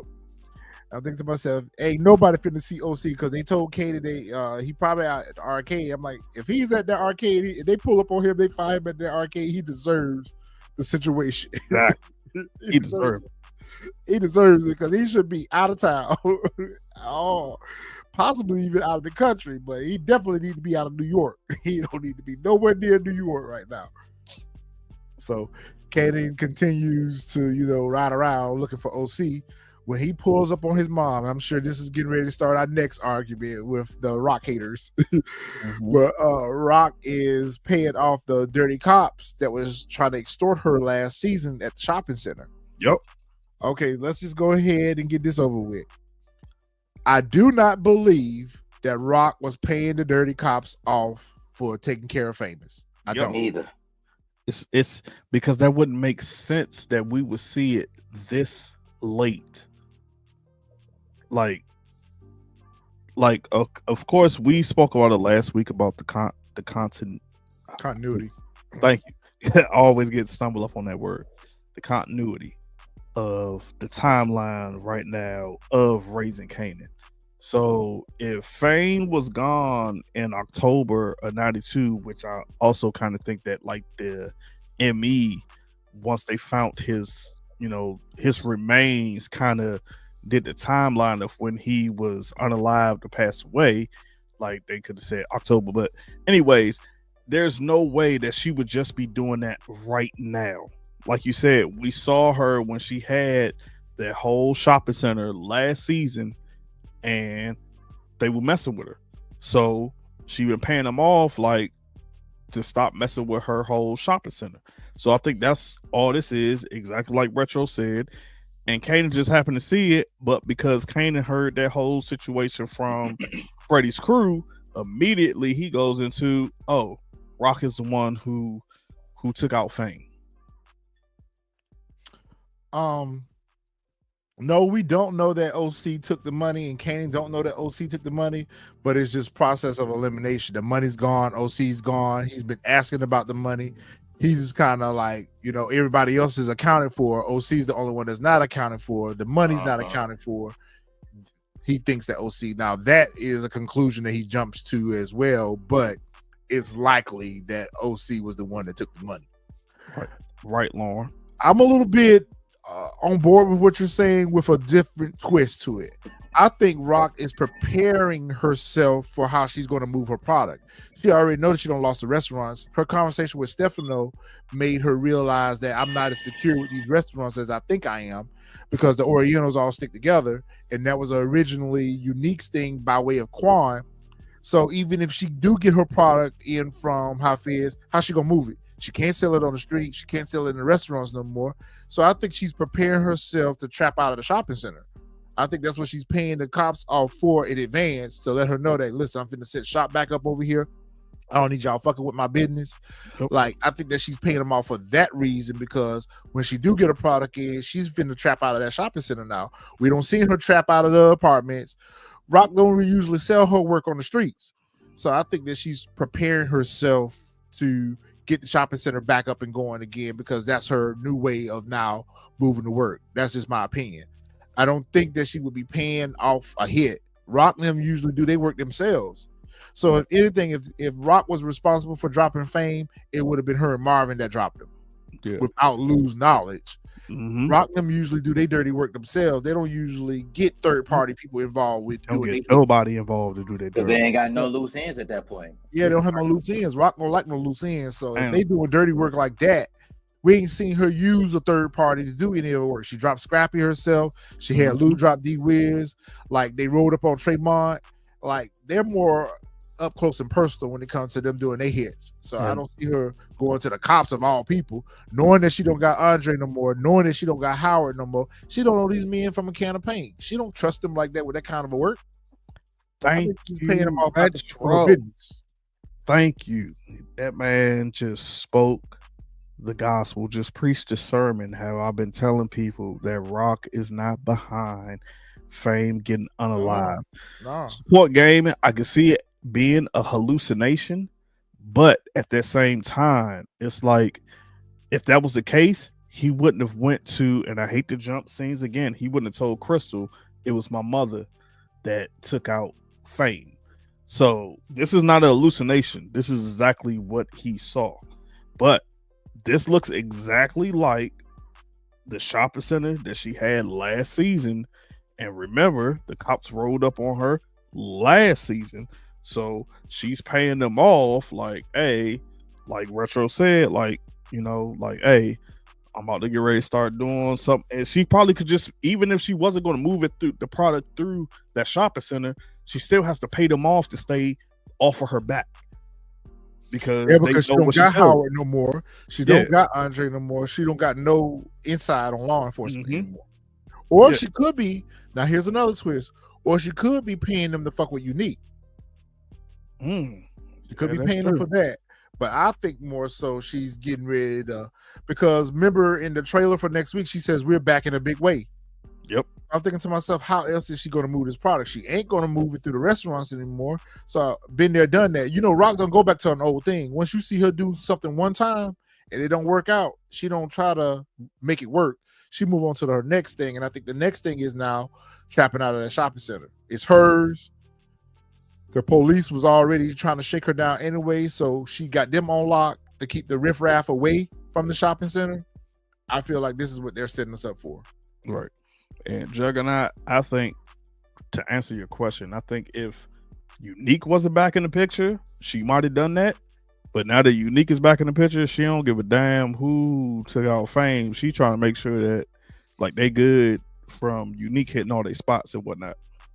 I will agree though, this is unlike a Raq move right here to be paying cops off in broad daylight like this, but I think it's a plot device. It's two plot devices. It's a plot device to get Kanan to ride by and see her doing that. That's the only reason why she's doing it in broad daylight. It's a plot device. Yeah, and now and of course, as he's been going up against his mom for the last 2 seasons, this is just even going to accelerate it.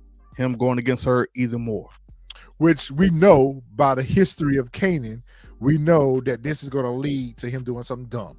Yep. Now, I don't think that he's going to try to take his mom out because in future episodes to come, he's still going to try to investigate this to see if Raq is involved, and I think he'll learn the truth at some point. Yeah, but I think before he learns the truth, he gonna do something dumb. Yeah, he's gonna do something dumb for sure. He's gonna do something dumb. Man, Be Real got man, Be Real nerves is bad right now. That man bad. That man down bad. He at the studio, Lou listening to his track, playing his little track, and he just like he in limbo right now. He like, man, I don't know what's going on right now because at this point, he does not still know whether or not it was Lowe that got dropped off, that his friends dropped off, or whatever. So he's just nervous, waiting for the door to open any minute now, and the feds come in and get him. Like that's what he got carried on his mind. Luda's sitting there like, you good? Cause last week you was like, you were talking all the ish. Like, what's up? And then tell him about Lowell still being live. He like, what? Oh yeah, he did. Yep. He told him that Lowell was stopping by the studio, and when he told him that, he like, what you mean? That messed his head up. He was like, what you mean? That really messed his head up. That was like, he seen a ghost, right? Yep. He was right, like, scared straight. Yeah, that scared him straight right there. When he heard that Lowe was on his way, he was like, huh? What? And even then, I don't think he realized that it wasn't Lowe's place that they hit. So, Lou like, you good? He's like, yeah, I'm good. Lowe come in all agitated, talking about how he had just been meeting with the feds or with the cops, and that his home that he was renting out, that he used to live in, he had rented out, and the couple that lived there in the home got attacked and unalive by a home invasion. They don't have no suspects or anything like that. And he was like, man, just hide your wives, hide your kids, hide your money, because it ain't safe out here in these streets no more. Be Real is a little bit relieved, but still off guard. Yeah. He trying to figure out like exactly like who knows what. Yep. Like, so, but I thought they said the wife got unalived and the husband was still alive. I thought they said both. I thought he said both. Yeah, I thought he said both of them got unalive. I thought he said the wife was the one that got shot, and then the husband fired back, and he was whatchamacallit. I could be wrong, but I thought he said what I thought that's what he said. But I'm gonna run that back. Fire. Yep. I agree, share my love. I think Lou's gonna figure it out, especially based off of Rilla's behavior right now, how he moving, y'all nervous and trembling and shaking. Yeah, he gonna be like, really? You have something to do with this? Because Lou probably gonna reflect back on that conversation. But my question to y'all is Lou gonna recruit Be Realer to be a hitter or a shooter? Hell no. I hope he don't. Nah, Hell no. because that's not what he do. Maybe get in touch with his people, but as far as If anything, I think if anything, he probably gonna try to cover up what B Rilla did. Mm-hmm. He might even take out the people that B Rilla hollered at to do the B&E to cover him up, because we know Lou wants to, he wants to fly straight. So he's like, yo, I got to make sure this don't get back to Lowell. I'm about to cover you up because I got you out of jail. So all in all, you're my investment. Like, I bought you, you know what I'm saying? We got money behind you, so we got to make sure that you good. I can't see him that he gonna bring him into the fold though. I hear this, but how do we get rid of B Rilla? Because he's not a character that is built to last. He's not a character. His character is not a character that we look to see walk away with a happy ending. He's a character that we don't need for the next season. So I feel like, how do we end up losing B Rilla? Going back to jail. That might happen too. He just get caught up. His fingerprint gonna be on something. He's gonna go back to jail. Well, it can't be because he didn't go in the house. I mean, they can find the van, tons of stuff.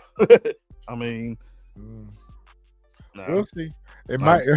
Juggernaut said Lulu might take him out. Lulu might take him out. Could be. Am I the only one that's getting tired of Snap and Pop?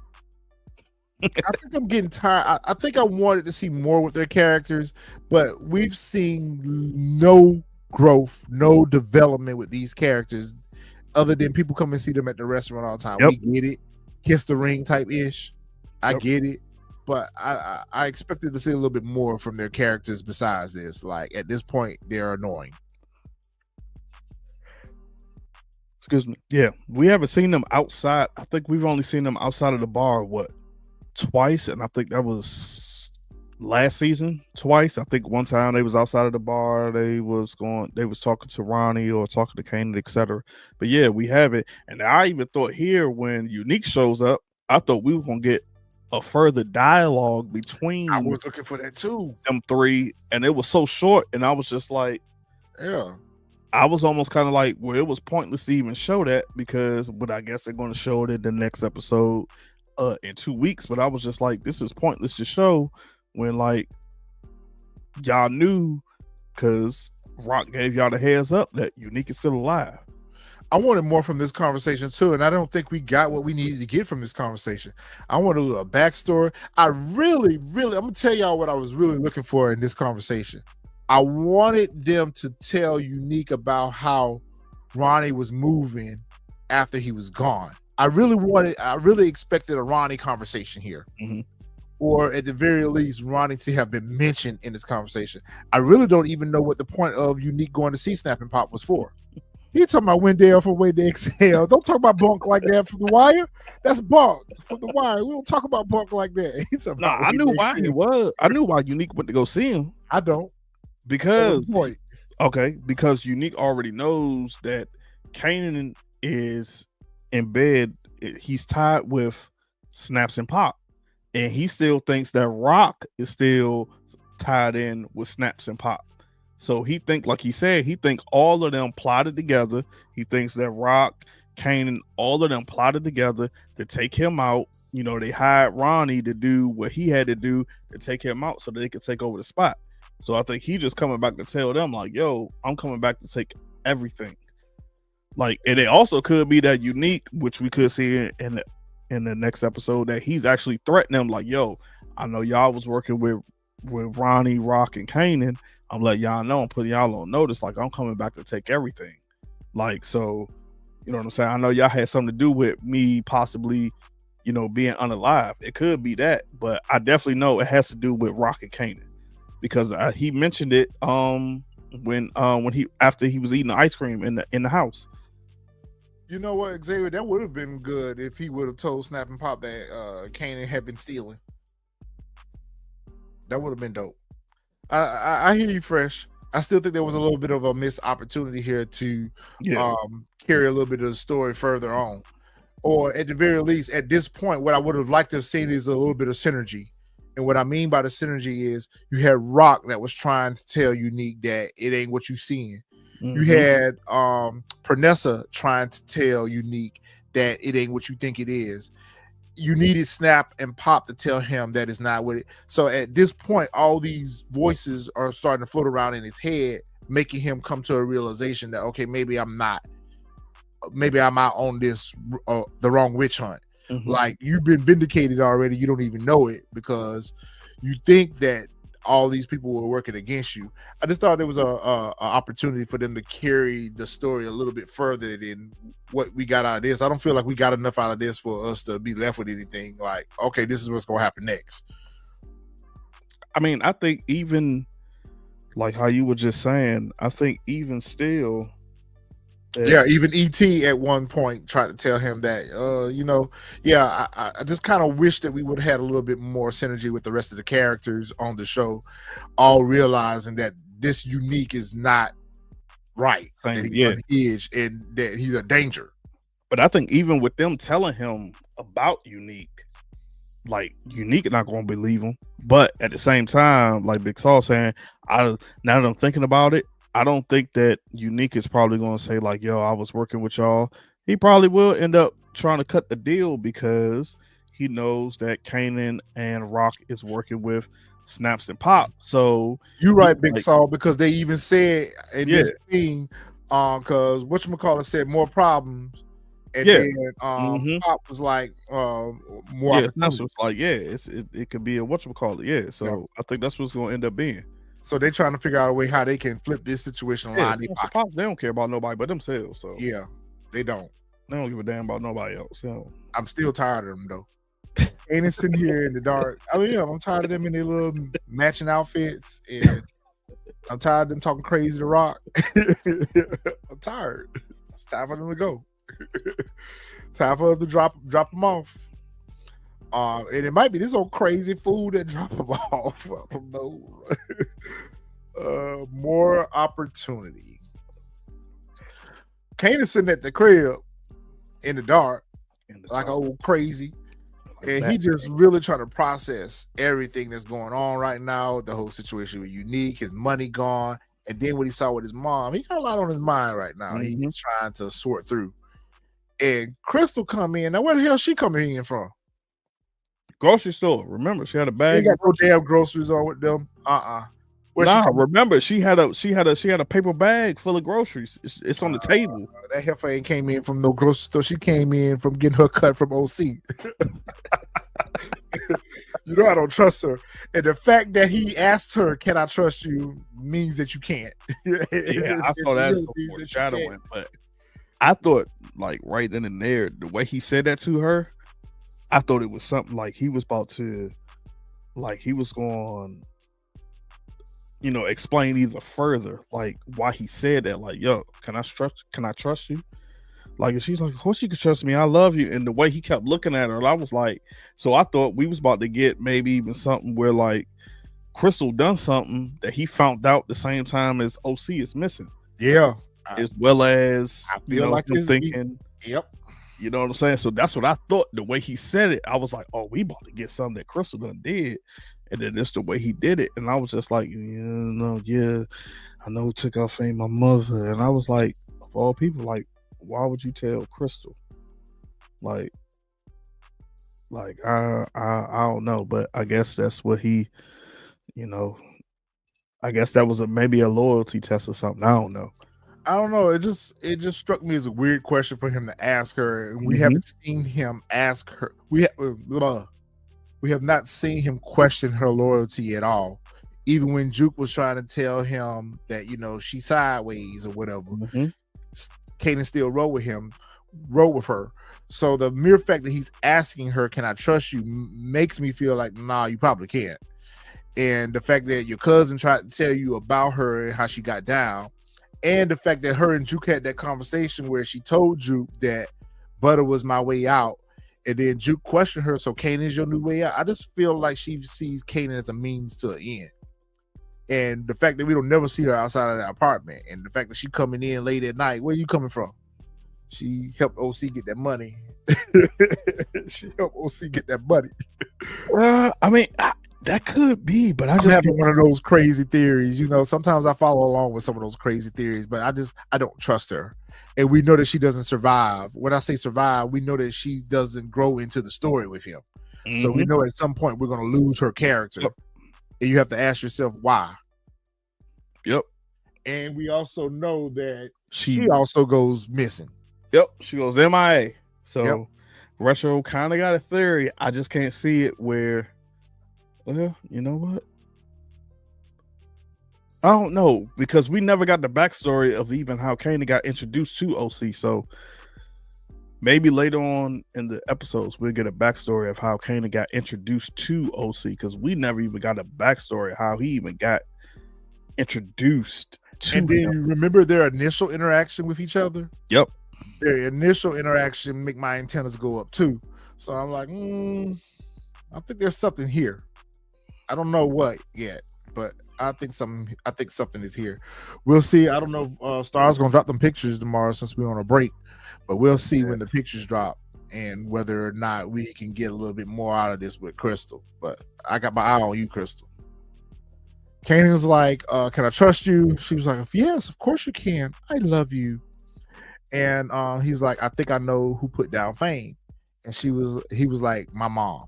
And I'm thinking to myself, that's the last person you should have told that to, because she already, act sideways with your mama anyway, based off of your hate for her. Like, Raq ain't done nothing to her, but yet you always got something negative to say about his mom. Like, yeah, you just a fuel in the fire right here.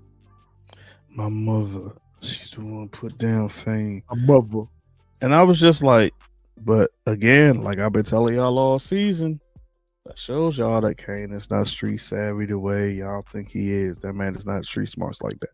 Oh man, yeah, I'll let Retro take these.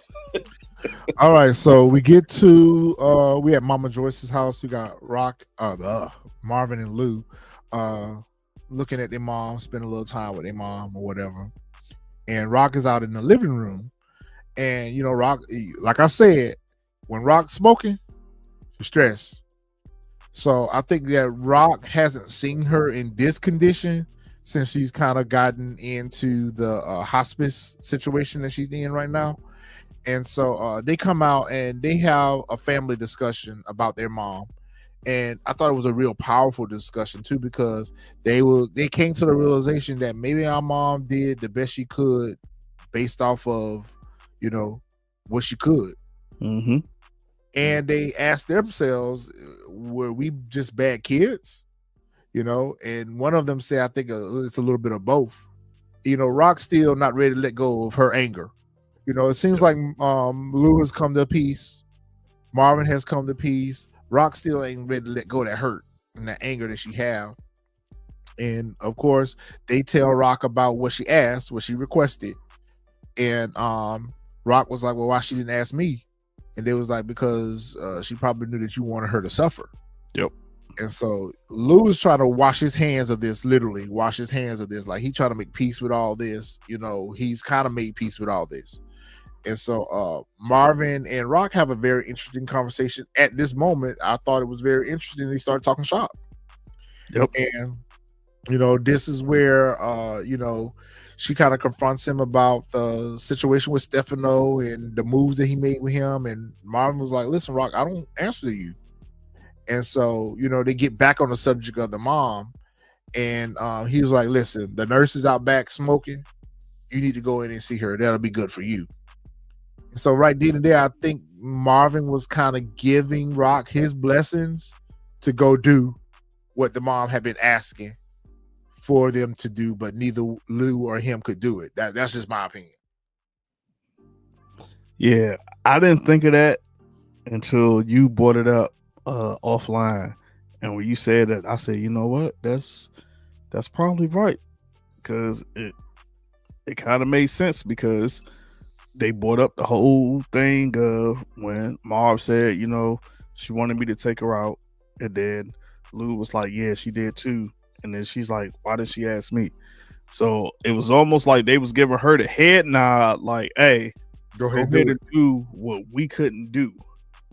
Now that you say that. But at the same time, I didn't expect her to ask her like, "Yo, why you didn't ask me to do this?" Like, I just figured it was just gonna be one of those joints, you know. I thought maybe we were possibly going to get more of a background of why they have such a bad relationship towards one another. You know what I'm saying? That's how I thought. I was like, we finally about to get the background. We about to get the history on why, even though they went in the background about Mama Joyce getting all the dogs and everything coming through for her birthday and stuff like that. I still thought we was gonna get that one like situation or something where it's like, this is why we're so estranged from one another, and this is why we don't get along with one another. But for her to just come out and say that, and then just, man, look, I ain't even gonna lie to y'all folks. This was one of like the hardest scenes for me to even watch. I screamed at the TV like like dead ass. Like, yeah, nah, this was one of the hardest things for me to even watch on this scene right here. It was a tough scene. It was a real difficult scene to watch. I think that Raq reminded her mother probably one of the happiest moments that they shared. And it was her at the age of 5 and the birthday party and all the dogs that her mom brought in from the neighborhood because she kept asking for a dog. Raq held on to that as one of those moments that she'll never forget, that, her mom was actually a mom to her. And they have a little bit back and forth or whatever, and they end with saying, you're my only daughter and you're my only mother. And she was like, do you want me to do it? And the mom didn't say yes, but she didn't say no either. She was like, I'm tired of hurting. I don't want to hurt no more. And Raq was like, okay, where it at? And she looked up at Raq and she pointed to the dresser, and she went over there and got it. And when she put it in to her IV, I was so glad that it didn't delete her right away. Man. Yeah. Because then I was thinking, okay, now we're going to get that one thing that's going to be her last thing that she says, I'm sorry, I did. That's what I was waiting for. But instead, she told her, take care of your brothers. Yep. And take care of your son. Yeah. Like I said, I ain't gonna lie to y'all. Just watching this, I was like, man.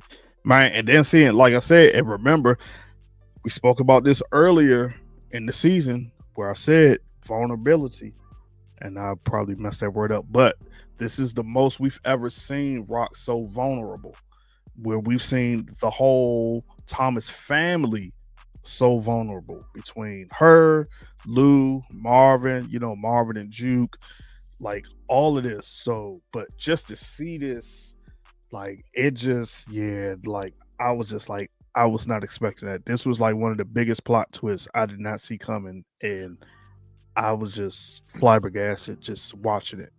Like, it was a powerful scene. It reminded me of my last moments with my mom. And just the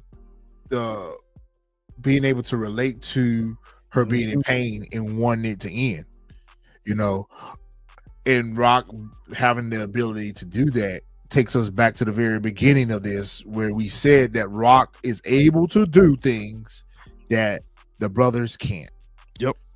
She did an unthinkable or horrible thing, but it's not as bad as it sounds, because at the end of the day, she granted her mother her last wish and in her pain and suffering. So as bad as that is, at the same time, it's a bad thing she did, but it didn't have bad intentions behind it. Yeah. It wasn't like she said, oh, I'm glad you gonna be, F you and this and that. She didn't do it from a place of anger. She did it from a place of love.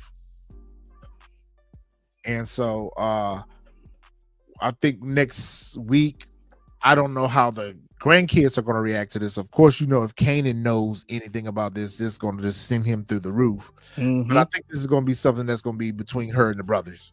But, okay, so I'm confused, and hopefully whenever we get the pictures and whatnot, I'm just confused because I'm wondering, like, how is this going to go forward because I'm like, yo, if the ME does an autopsy, the ME is going to see like, oh, she was injected like a hot dose. So of course, They're at probably that not. point, the ME is going to report that to the police. I'll And just say this.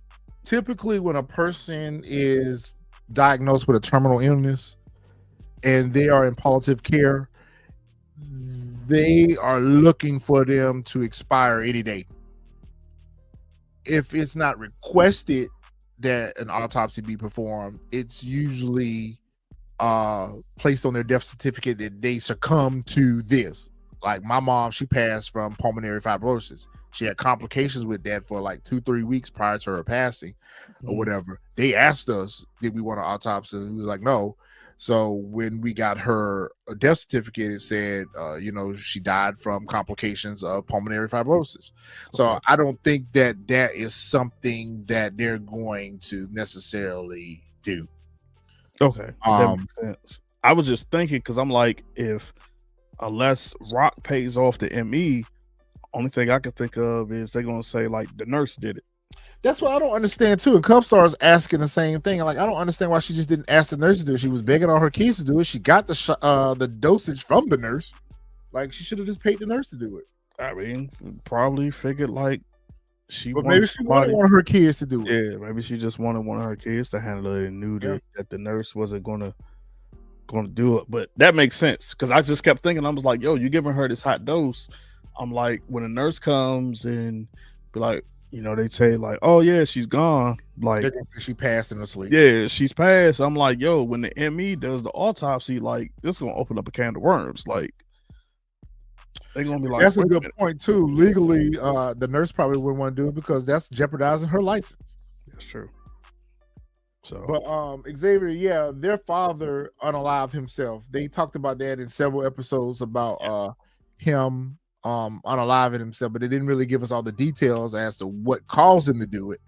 But I guess even with the episode with Joyce and Lou, where she was talking about whenever your daddy was hurting, you would always crawl up on him and try to love on him or whatever. So I guess it's safe to say maybe the daddy dealt with maybe some bipolar depression or something like that. Yeah. They didn't really say what led him to unalive himself, but because the mom always talks about his sensitivity, I'm assuming that he had maybe some depression issues or something. Yeah, because remember Lou last season told Mama Joyce, like, I see why our pops took himself out.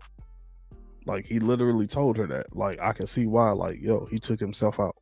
Like, having to deal with you, like, although Lou was, and I think even this season, he told Kanan, like, I can see why, like, he took himself out because he was dealing with the same stuff. Yeah. So, all right, guys. Well, that was it for this week's episode. We're gonna go ahead and jump into the trailer for next week's episode. Kanan and Juke back at the diner again, and Kanan is telling Juke that he thinks he knows who put down Fame, and it's going to be revealed that he thinks it's Raq. I don't think Juke gonna ride with him on this. Juke love her Aunt Raq. I don't think that she gonna agree with that, or at the very least, she's gonna say we need to dig into this because. I don't think that Aunt Raq would do this. Yep, exactly. That's the same thing I was thinking. Like, yo, and that's probably what maybe. But he's so stuck on stupid that this could possibly be where we start to see them two stray. Because remember, in OG Power, they weren't. You know what I'm saying? Like they weren't cool like that. So this could be possibly where they start to stray. Where like Kane is like so far gone, and Juke is like. Nah, like, but I same thing. I think Juice gonna be like, nah, we need to 100% make sure that this is what she did before we make any moves. Yeah, usually when they're in hospice, they are already predicting that they are going to pass away any day now. Yeah, he's just dumb. Big dumb. Raq got her work in, and that's what took me back to the theory about the shopping center. Like, Unique is taking over everything that they have. She got all this product. How's she gonna move it? and she gonna need more. And obviously, Kanan's gonna go astray right now, so she can't even rely on him and his courier service.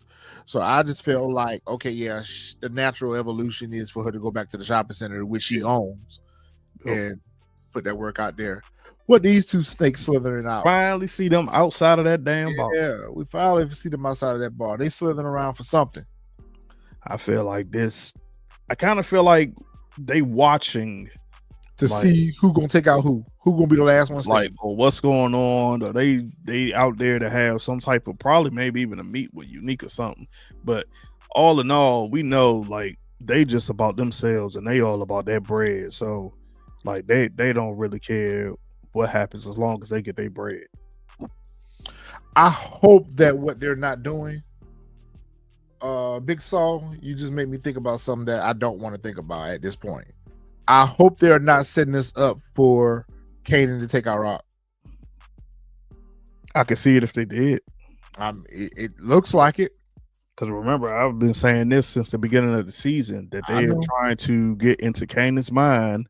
Like when they told they're him, doing Raq just like they did with Ghost. Everybody hated Ghost on the last season before he got taken out. Everybody was against him. They're doing the same thing here. They're turning everybody against Raq. And are they setting us up for a Tariq and Ghost situation? I would hope not, because that's rinse and repeat. But I've been saying since the beginning of the season, I feel like they told him, you're our investment. You have to make your own claim in the streets. So they're going to do whatever they possibly can do to make sure that Kanan stays on their path so that they get their bread. Like we can control Kanan, like, you know what I'm saying? Like Kanan's a kid. If we get him from under Raq's thumb, a threat. Yes. Yeah, we get him from under Raq's thumb, then we got him. Because, you know what I'm saying? When Kanan got buck with him, Snap said, you need to listen to your mom. But then the next time he met up with him was like, yo, you got to make your own name out here. So it's like they trying to make sure that he gets from under her thumb and they can control Kanan. So I would not be surprised if they come at him and say like, yeah, you know what I'm saying? Like your mom's getting in our business and she got to go.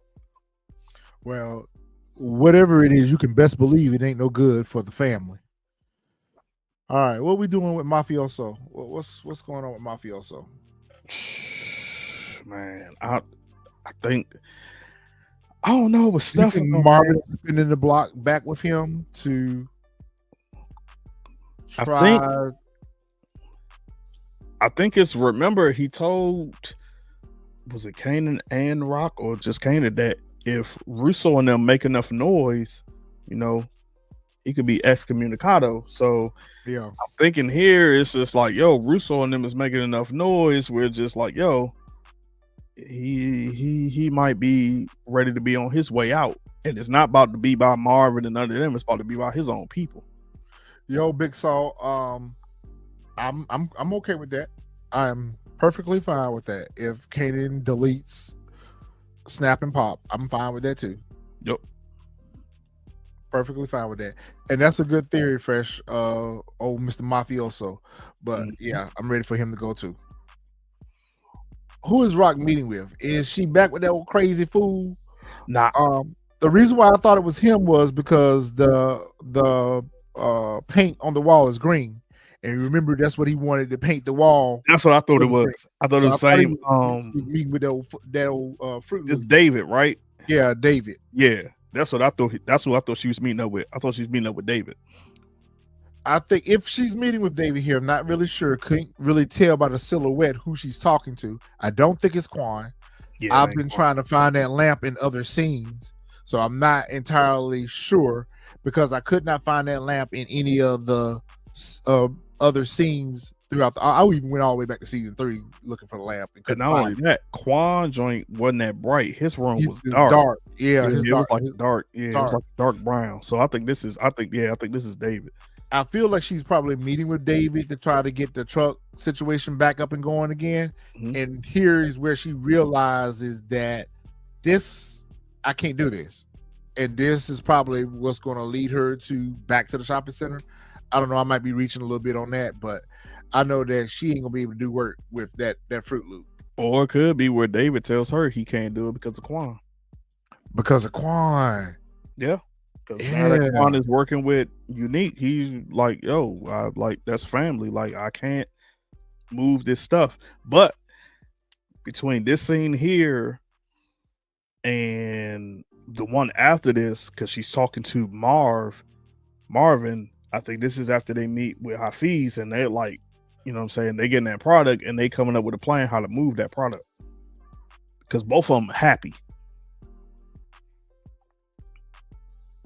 Both of them happy. I don't know. I'm weird because part of me feel like they're at Mama Joyce's funeral here, just by the way that they're dressed.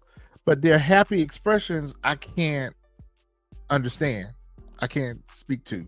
Nah, I don't think, because remember when she meets Hafiz for the very first time, she walked through like some type of house. Break is this week, Courtland. Yeah, it's this quarter, so we don't get another episode till May 2nd. Yeah, May 2nd. Yeah, May 2nd. So remember, for a week. Yeah, so remember when she first meets him, she walks through a house with Hafiz's bodyguards. So that scene with Marv might be her telling him that the work don't came in. Yeah, that the work done came in, and now they about to get ready. They about to get ready. They got the work, and now she got away. How they gonna move it? Okay, all right. I can go with that. I can go with that because I just can't see both of them just happy off of Mama Joyce gone like that. Unique is back at the tailor shop. Is this what we're gonna get that we didn't get in last week's episode? Is he gonna have some memories on his last time at the tailor shop and crash out? Yep. This is also the episode where we get Lamar Jackson's character for one episode. Yeah, Lamar Jackson's character for one episode. Yep. I forgot his name. Oh God. If Marcus in here, he'll tell us. What is his name? I can't remember his name, but we get him for and I'm almost like 95% sure it's episode 8 that we get him. I just cannot remember the name of his character, but I believe here, like I'm almost like 95% sure we get him on episode 8, and we get him for, I don't know how long he's gonna be in that episode, but do know that we get him for one episode. So, and maybe he's supposed to be like a hitter for he's supposed to be like a hitter or something. A hitter for Unique, right? Yeah. So we know we get his character in episode 8 now. Like I said, unless something's changed, but like I said, I'm like 95%. Yeah, E-Tone. E-Tone, that's it. Yep. E-Tone. So we get him for the one little episode in 2 weeks. In May. I'm trying to see on IMDb if he's credited for more than one episode. I would not think that we would. I mean, after all, we only have 3 episodes left, so at best he would probably be in the last 3 episodes. Or I think they said 1. But yeah, I was about to say I believe they said 1 episode. Yeah. So I agree, Xavier. Like we should got the break 2 episodes ago. This break now doesn't make sense. It doesn't make sense. We should have got the break this week actually because of Easter. Yeah, but I feel like they're doing the break because as soon as this ends, then of course everybody knows BMF follows afterwards.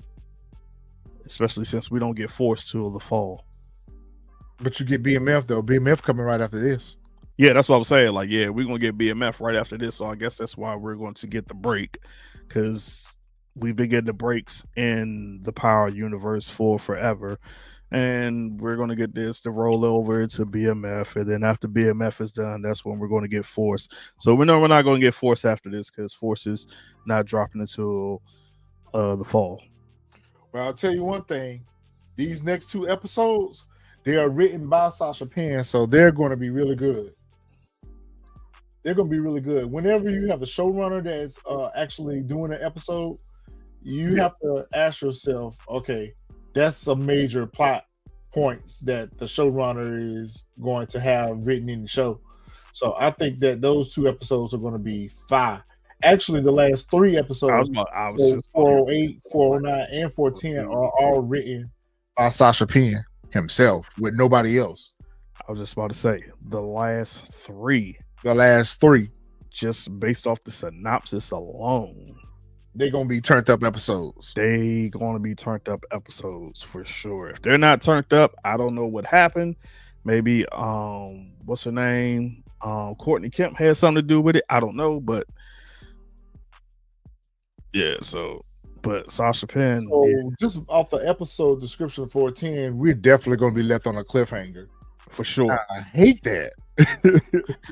I hate it, but I love it because as we can see from this season, we were left off a cliffhanger because last season Unique pops back up. Everybody wasn't expecting him to pop back up. Pops back up, and then so it's kind of good. Force progressively got better.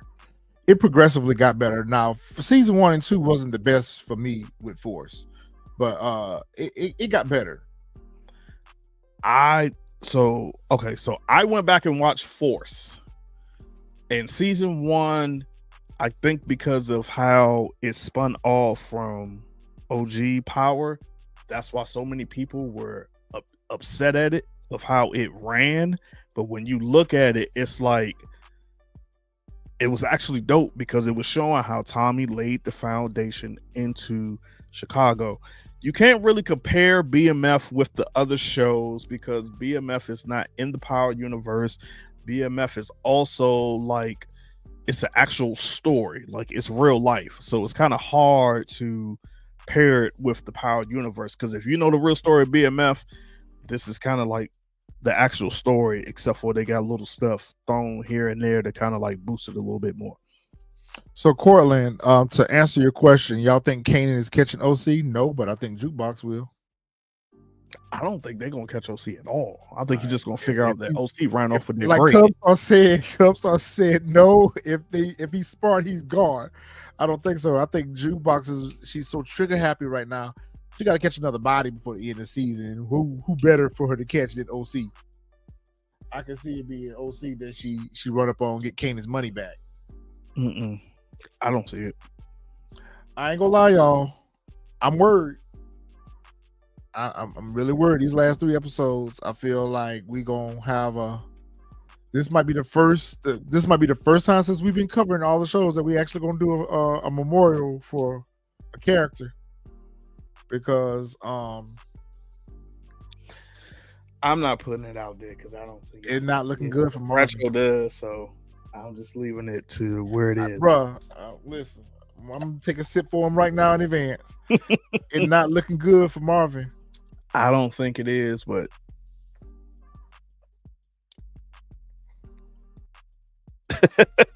yeah, I don't think it is, but it ain't looking good for Marvin. We'll see. Yep. We'll see. All right, y'all. Well, thank y'all for hanging out with us on this Easter Sunday as y'all making y'all way out of the live. Make sure y'all hit that like button, share the video out. We will be back next week. No, we won't. No, 2 weeks.